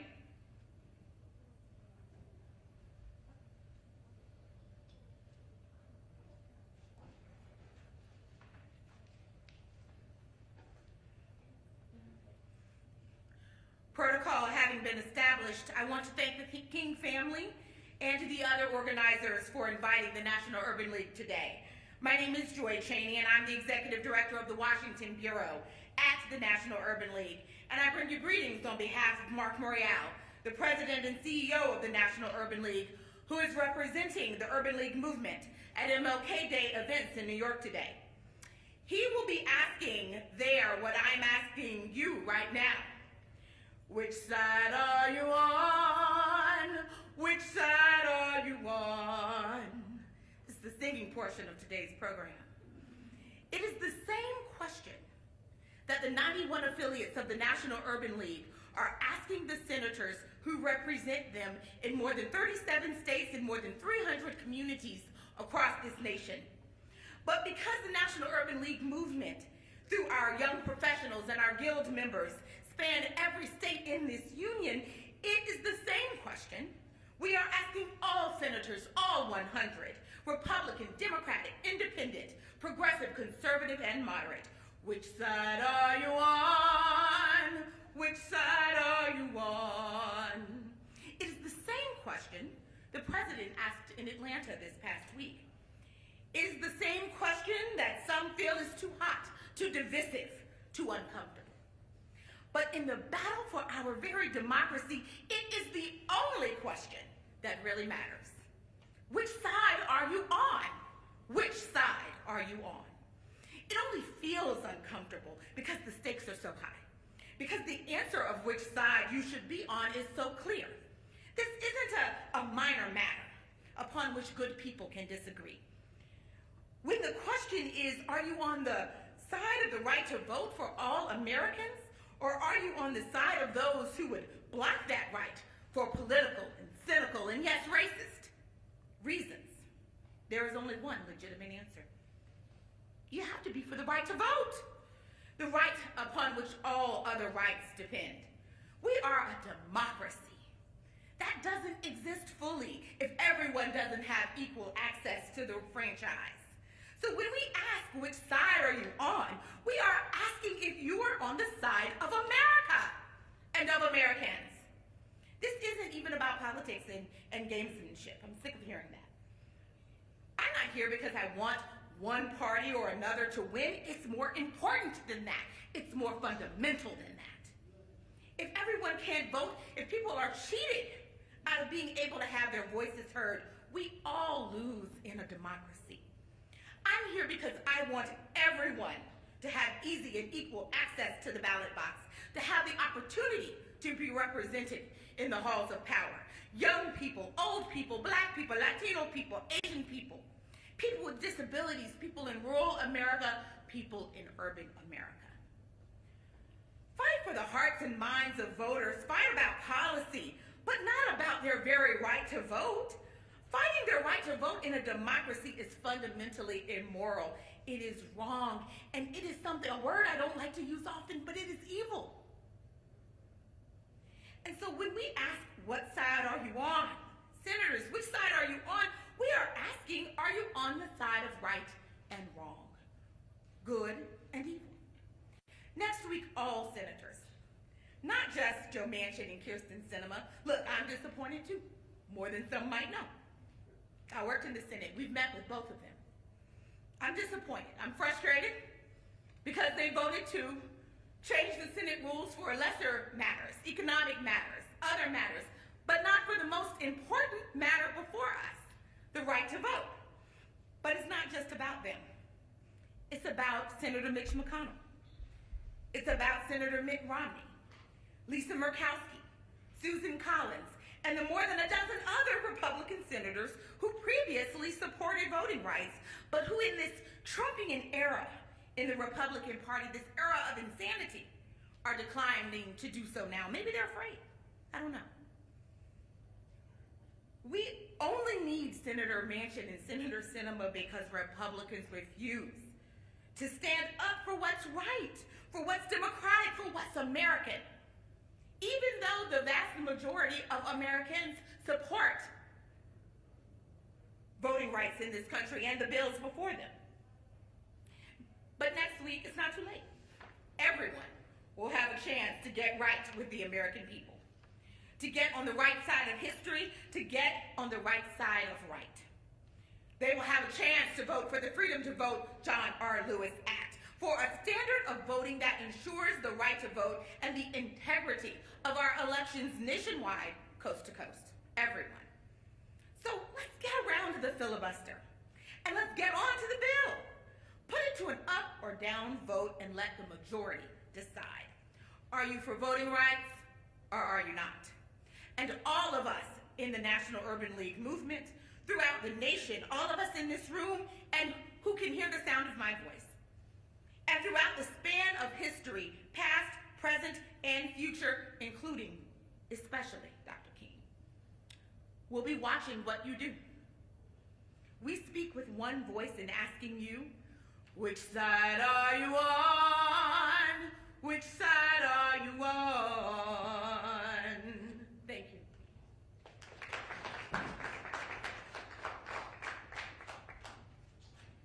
Thank you, Joy. Reverend Liz Theo Harris is an ordained minister in the Presbyterian Church, a teacher at Union Theological Seminary in New York City, and co-chair of the Poor People's Campaign, which is working towards a moral revival that is necessary to save the heart and soul of our democracy. Reverend Theo Harris.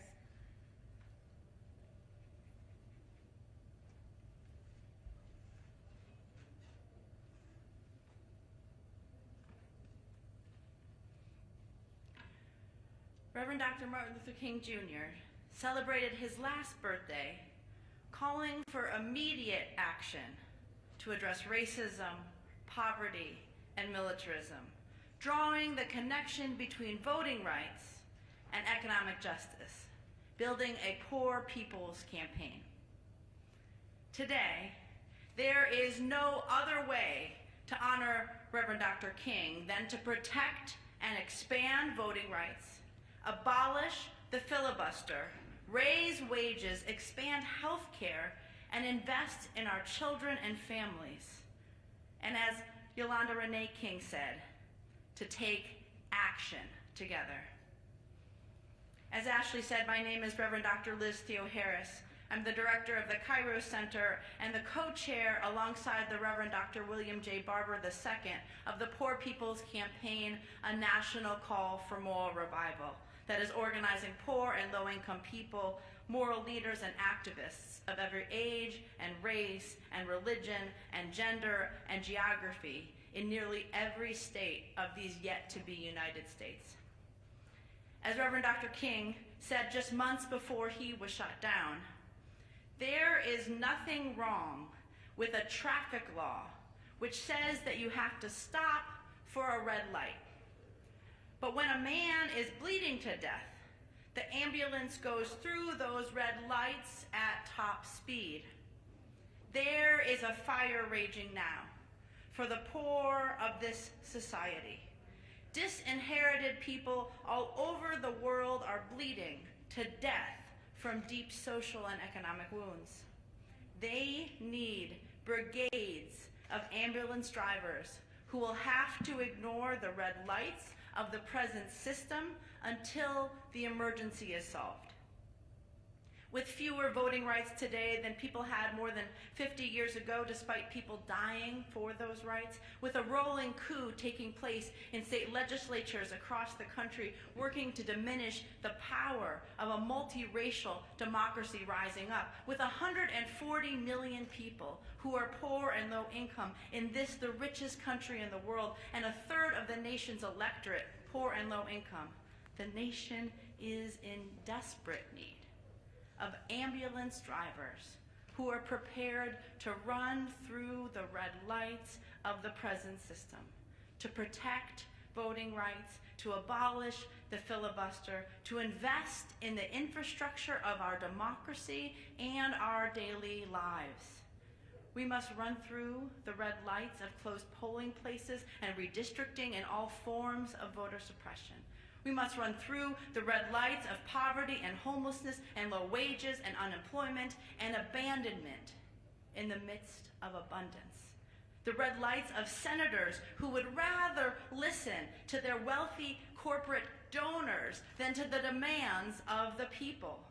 Yes, we as a people, from the hood to the holler, from the Bronx to the border, from the California coast to the Carolinas, today on MLK Day and every day, are signing up to be ambulance drivers, readying ourselves to save the heart and soul of our democracy.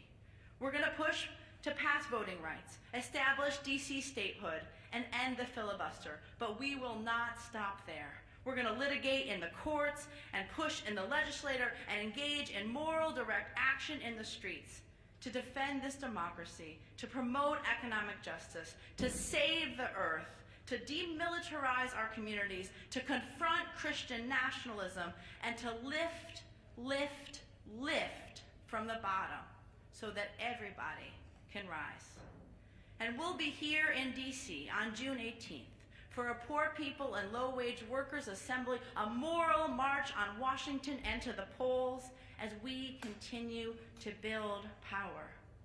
As poor and impacted leaders in states across this country have been saying, our deadline is victory. Let's move forward together and not one step back. Thank you.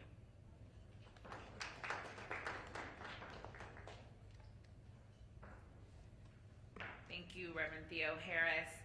Our next speaker is Ramon Cruz, who is the president of Sierra Club, the nation's largest grassroots environmental movement with millions of members across the country. Mr. Cruz?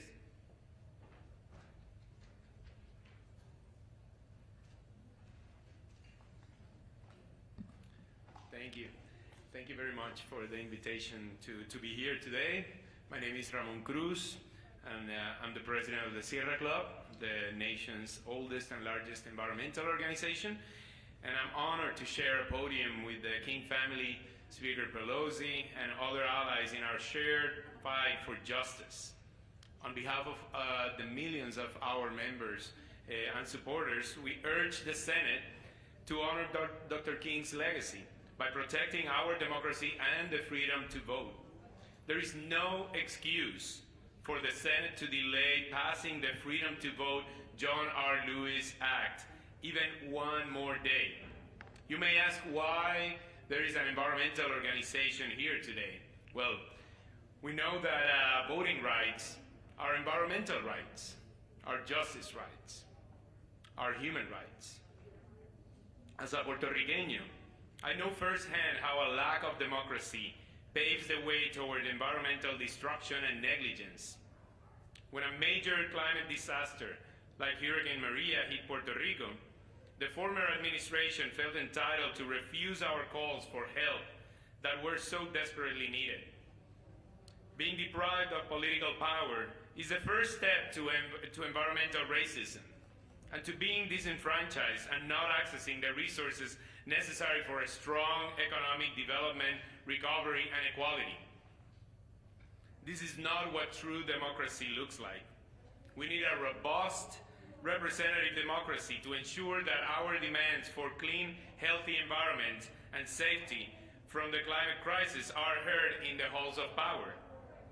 But time and again, Leader McConnell and the Republican Party have exploited the filibuster to block progress on climate action, equal pay, raising the minimum wage, and to stop Congress from protecting our most fundamental freedom in a democracy, the freedom to vote.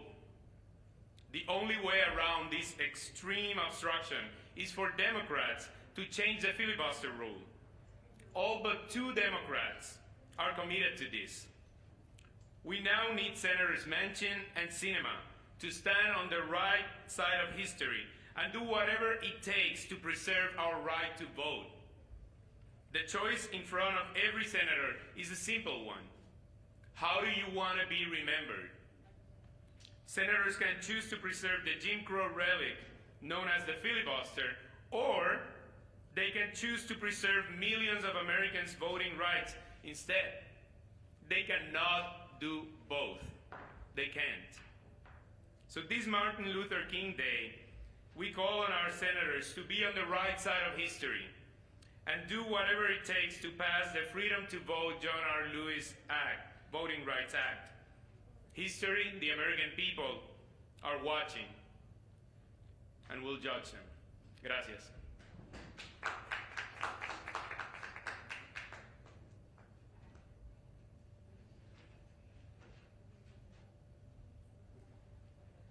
Next, we have Stephanie Young, Executive Director of When We All Vote, a national nonpartisan initiative on a mission to change the culture around voting and increase participation in democracy.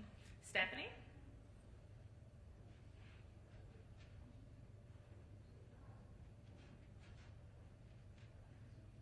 Thank you, Ashley. And good afternoon. My name is Stephanie Young, and I'm the Executive Director of When We All Vote, a nonpartisan organization launched by former First Lady Michelle Obama, and we are on a mission to change the culture around voting and to increase participation in each and every election. Thank you to the King family for inviting When We All Vote to be a part of this moment. Thank you to Speaker Pelosi and the CBC Chair Joyce Beatty and Representative Terry Sewell for their leadership on Capitol Hill, and all of the partners here today. My late father, Bishop McKinley Young, pastored Big Bethel AME Church just down the street from Auburn Avenue, which is where Ebenezer Baptist Church is, in Atlanta, Georgia. And he taught me that faith without works is dead. I have faith in our democracy, but we have to work to keep it. From growing up to Atlanta to apartheid Cape Town, South Africa, I learned that saving democracy has never been led by the people in power. It has been led by us, the people, and it starts in our communities. Today I stand representing Michelle Obama and the over 500,000 people that we helped to get registered and turn out to vote in 2020, the 25,000 voting squad captains who volunteered, registered, and turned out voters, people like Capricia in DC at Black Lives Matter Plaza and Addison in Florida, and those who stepped up to be poll workers doing their local elections, and the hundreds and thousands of supporters representing When We All Vote, to join our partners here to tell the Senate, and particularly Manchin and Sinema, and all who stand in the way of progress, to pass the Freedom to Vote Act and the John Lewis Voting Rights Act, once and for all, for the sake of our democracy. The American people did their part, and they deserve a Senate who believes in democracy and leaders who will protect them and their work for their best instead of their best interests. Not to mention 83% of Americans support federal voting rights legislation, while the minority of the Senate has blocked or filibustered our progress. Let us release ourselves from the chains of the filibuster that block any progress. It has no basis in the Constitution, and it has a racist and a very present past. Last Sunday, When We All Vote published a full-page ad in the New York Times, joined by 31 organizations representing millions of Americans, to pledge to recruit and train 100,000 volunteers, register more than 1 million new voters, organize at least 100,000 Americans to contact their senators to fight for federal voting legislation and more. Dr. King's words ring truer more now than ever. Let us march on the ballot boxes until somehow we will be able to develop that day when men will have food and material necessities for their bodies, freedom and dignity for their spirits, and education and culture for their mind. No matter what happens, this is not over, and When We All Vote remains in the fight. November is coming, and we're getting ready. We are committed not only to registering thousands of people to vote, but to educate them about the importance of every elected office, from school boards to judges to governors and their secretaries of state. So to the Senate, history has its eyes on you. Pass the Freedom to Vote and the John Lewis Voting Rights Act once and for all. The fight continues. Fight on. Thank you.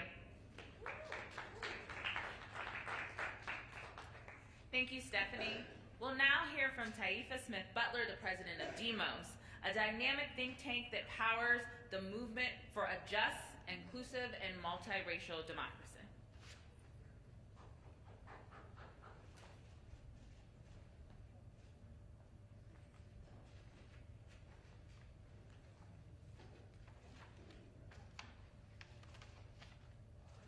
Good afternoon. First, I would like to give honor to the King family and to Dr. King's legacy that lives on in the Drum Major Institute and in many of you. As it's been said, my name is Taifa Smith Butler, and I am pleased to represent DEMOS, a think tank that is focused on advancing and building a just, inclusive, multiracial democracy and economy.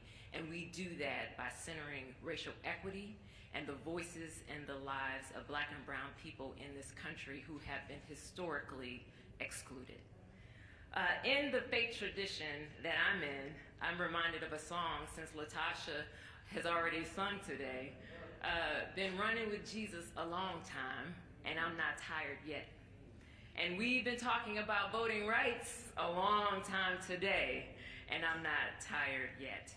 And as I stand here today near the end of this program to amplify and echo the need for us to not celebrate Dr. King's legacy while states around this country legislate voter suppression in the form of these laws that we've seen over the last year. We cannot allow them to do this unchecked, unaccountable, and unabashed like this is normal. I mean, really, what kind of gaslighting is going on here? We must stand firm, as I come today from Georgia, representing the movement leaders who fought to register and expand our electorate, to motivate and energize people to not only show up at the polls, but believe that their civic duty and their power could make a difference. And when it did make a difference, when Georgia showed up and elected our first Black senator, our first Jewish senator, lawmakers in Georgia then choose to change the rules. They rewrite the rules to make it so that it's criminal to provide food and water to people standing in long lines. They changed the rules to make it so that there's less drop boxes and shorter hours, I should say. They're rewriting the rules, and it is not about rules, it is about power, and it is about control. And I'm excited today that we are here to demonstrate people power. And so, as you know, it is not just Georgia. You've heard it all day today. It's Texas, it's Florida, where they are banning mail-in ballots unless, or actually laws that ban mail-in ballots unless voters specifically request one. It's laws in 19 states across this country that are chipping away at the very foundation of our democracy. And it doesn't stop at the ballot box. We have to understand that these efforts to also undermine our ability to show up and protest and our freedom of voice is at risk. Our ability to teach our children the truth about American history is on the line today. Make no mistake, there is a coordinated, systematic effort, state by state, to attack the fundamental right to vote today. And that attack warrants immediate federal action. My Shiro, Shirley Chisholm, said, "You don't make progress standing on the sidelines whimpering and complaining. You make progress by implementing ideas." Well, we have an idea on the table today.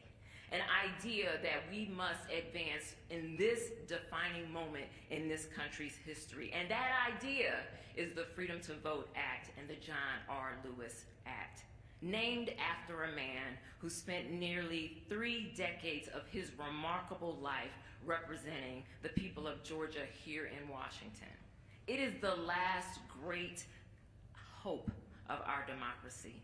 The idea of national standards on automatic and same-day voter registration, expanding vote by mail, baselines for early voting days, preventing partisan gerrymandering, and so much more. These are the ideas that are sound and will strengthen our democracy, not restrict access to it. So Congress has a duty to defend the right to vote today, to stand against these unlawful voter purges, to guard against the discriminatory state-level anti-voter laws, and to do anything less is nonfeasance. I can think of no better way that Congress can honor Dr. Martin Luther King Jr., who called for justice, equality, and spoke about the fierce urgency of now, than to act on these bills today, tomorrow, this week, now. And unless and until they do, we cannot back down. And we'll be talking about voting rights for a long time, and we're not tired yet. Thank you.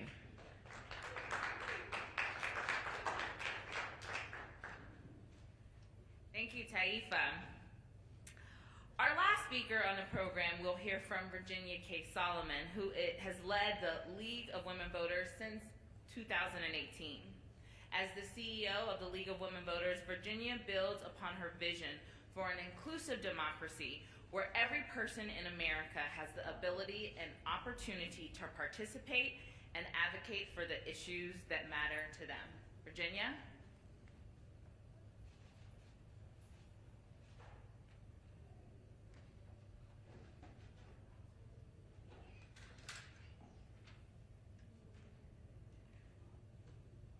Good afternoon. I know everyone's been here for some time, so thank you. I want to give a special thanks to the King family for bringing us together and for sharing their father's legacy with us today. We're gathered here as a community to pay tribute to a man who dedicated his life to service and justice for all. And it is in his footsteps that the fight for voting rights continues.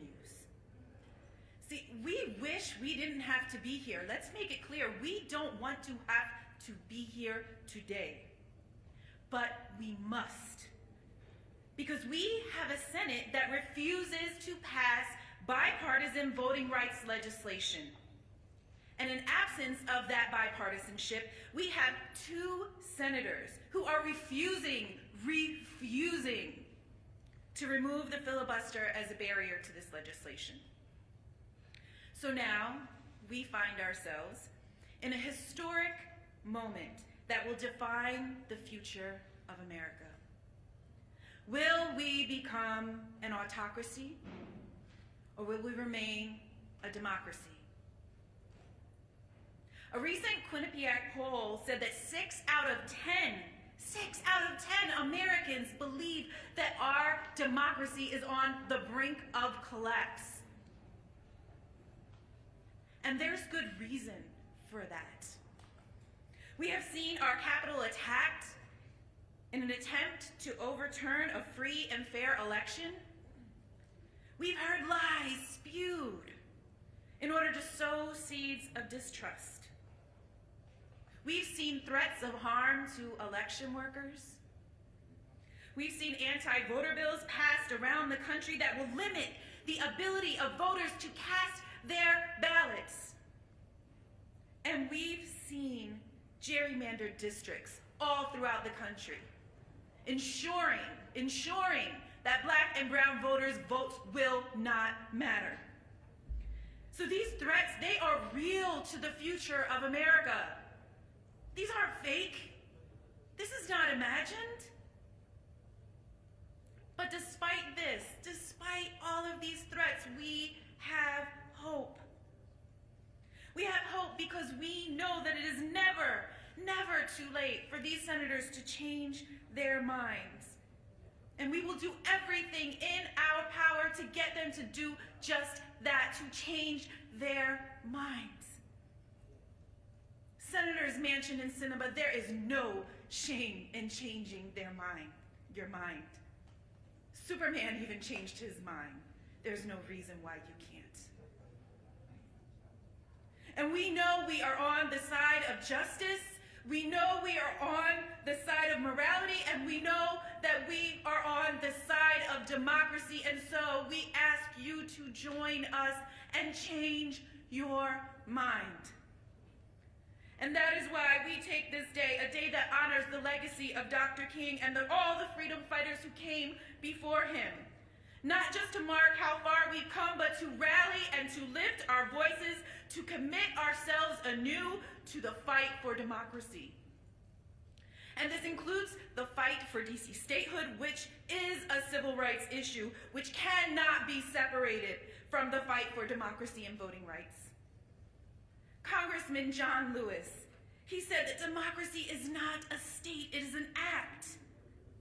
And when we gather together as we have today, when we protest, when we advocate, when we vote, we are performing the act of democracy in action. Do you want to know what democracy looks like? This gathering today, the people here today, the actions and the deeds that people engage in today, this is what democracy looks like. We are not a nation of naysayers, and the folks who came here today are not alarmists, nor are we part of the Democratic Party, at least the activists here. We are a movement of believers and doers. We put ourselves on the front lines to build a more perfect union for all. So when our communities are pushed out of the voting process, we fight. When our seniors can't access the polls safely, we fight. And when communities are deliberately neglected or denied voting access, we fight. And now we need the Senate to fight for us. When we stand collectively in our power as we do today, we can create real change and progress that is long, long overdue. This fight isn't about today. It's been going on for some time. Make no mistake. And that is why we are calling on the Senate to protect our sacred right to vote. They must deliver for our democracy. It is about our future. It is about the future of our children. And it will require clarity and moral courage. And those in the Senate must do what's right, especially Senators Manchin and Sinema. Be our superheroes and change your mind. History will remember this moment, and history will remember who allowed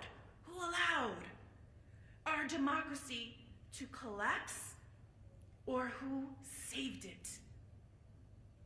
Each of these senators must now choose which side they are on.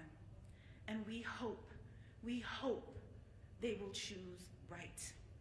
Thank you all so very much.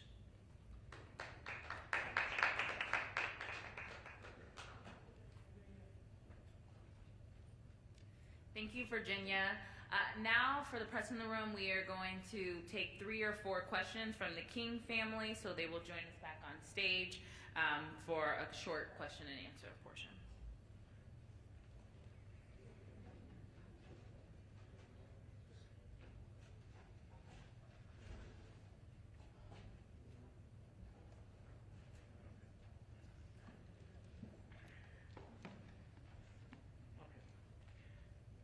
Okay, we'll be happy to take a few questions, and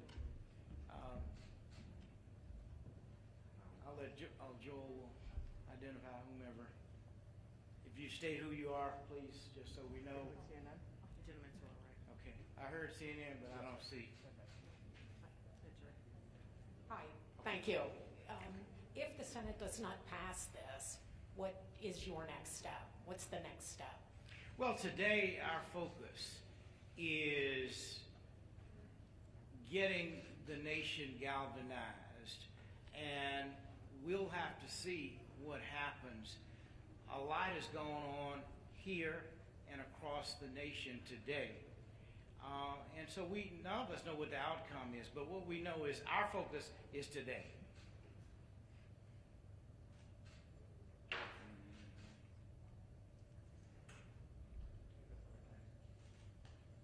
Any other questions?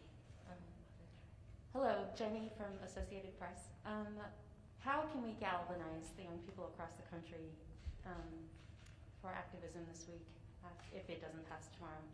What would your message be? Would you? Wait, the question is, how, like, if it doesn't pass tomorrow, how do we continue activism? How do we get young people? Well, we're going to have to keep writing to our elected officials and keep planning and spreading messages of awareness and educating people. Just because something doesn't get done exactly how we want it to doesn't mean that you give up. You have to keep on going, and you have to have perseverance. And that's when the perseverance really comes in, and I think that's really a keen skill to being an activist. You have to learn how to persevere and keep on going and keep on going. So for young people who don't know what they're going to do if this bill does not pass, well, you have to keep going, keep on doing what you're doing. Many of my grandfather's campaign weren't just 2-month campaigns. They were quite long-term. And so I think it's so important that you have perseverance and you have to use that as your guide. You have to use that as your blueprint and to keep doing what you're doing and having faith and hope. And let me add something. That's extraordinarily powerful, what she's saying, which the other thing is, in 1964, Dad went in to see President Johnson, and he told Dad, when Dad said, we need a Voting Rights Act now, Mr. President, and Dr. King, we're out, we're fresh out, we have nothing, we cannot do anything for you. So when Dad and his team were leaving the White House, Dad said to those who were with him, who asked Dr. King, what are we going to do now?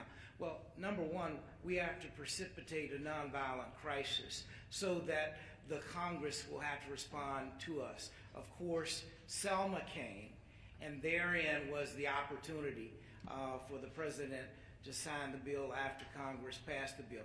My only point is, we just never know what is going to happen. I fought for years to get Confederate flags brought down, specifically in South Carolina. When I was president of SCLC, we boycotted and chose not to do our convention that year.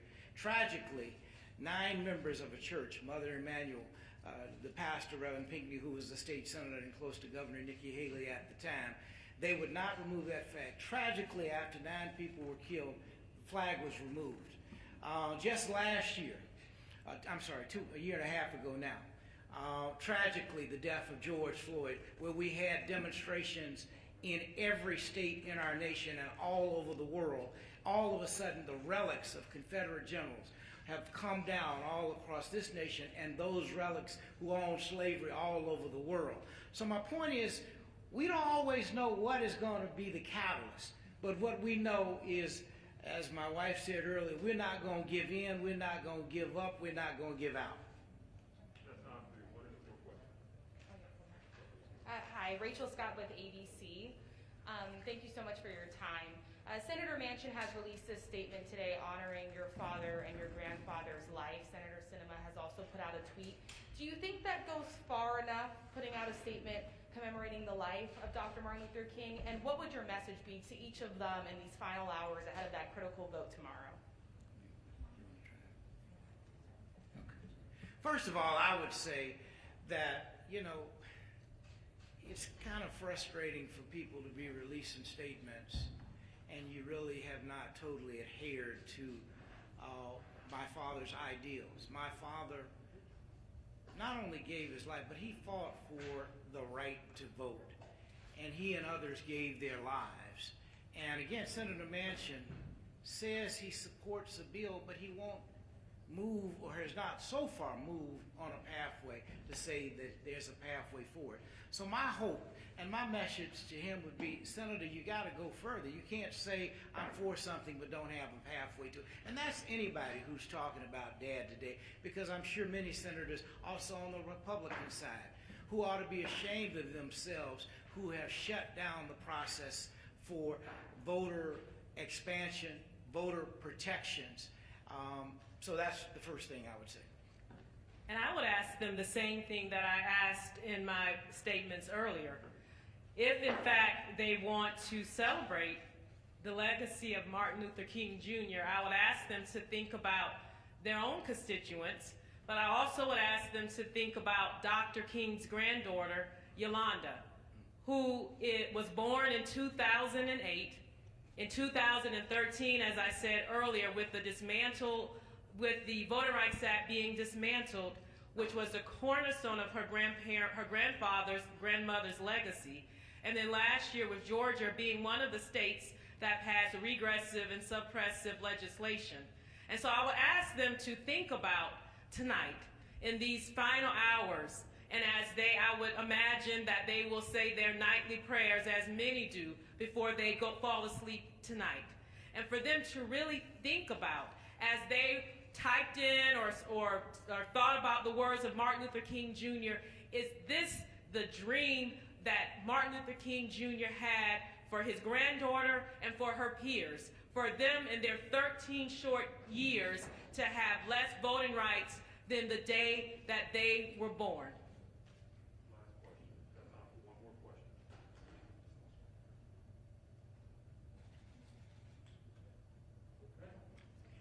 Thank you all so much.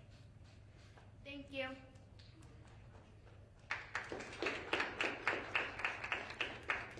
Again, we want to thank the King family. Also want to thank all the folks who helped plan this event, and particularly Stasha Rhodes on the side. So much work goes to putting these efforts together. I want to thank all the speakers for joining us to mark today, MLK Day holiday, for an urgent call to action. As you heard today, tomorrow the U.S. Senate will take on voting rights legislation, and they need to hear from you all right now. Call your senators and visit deliverforvotingrights.com. That is deliverforvotingrights.com to find ways to take action to honor our civil rights giant, Dr. King. Thank you, everyone. That concludes our program.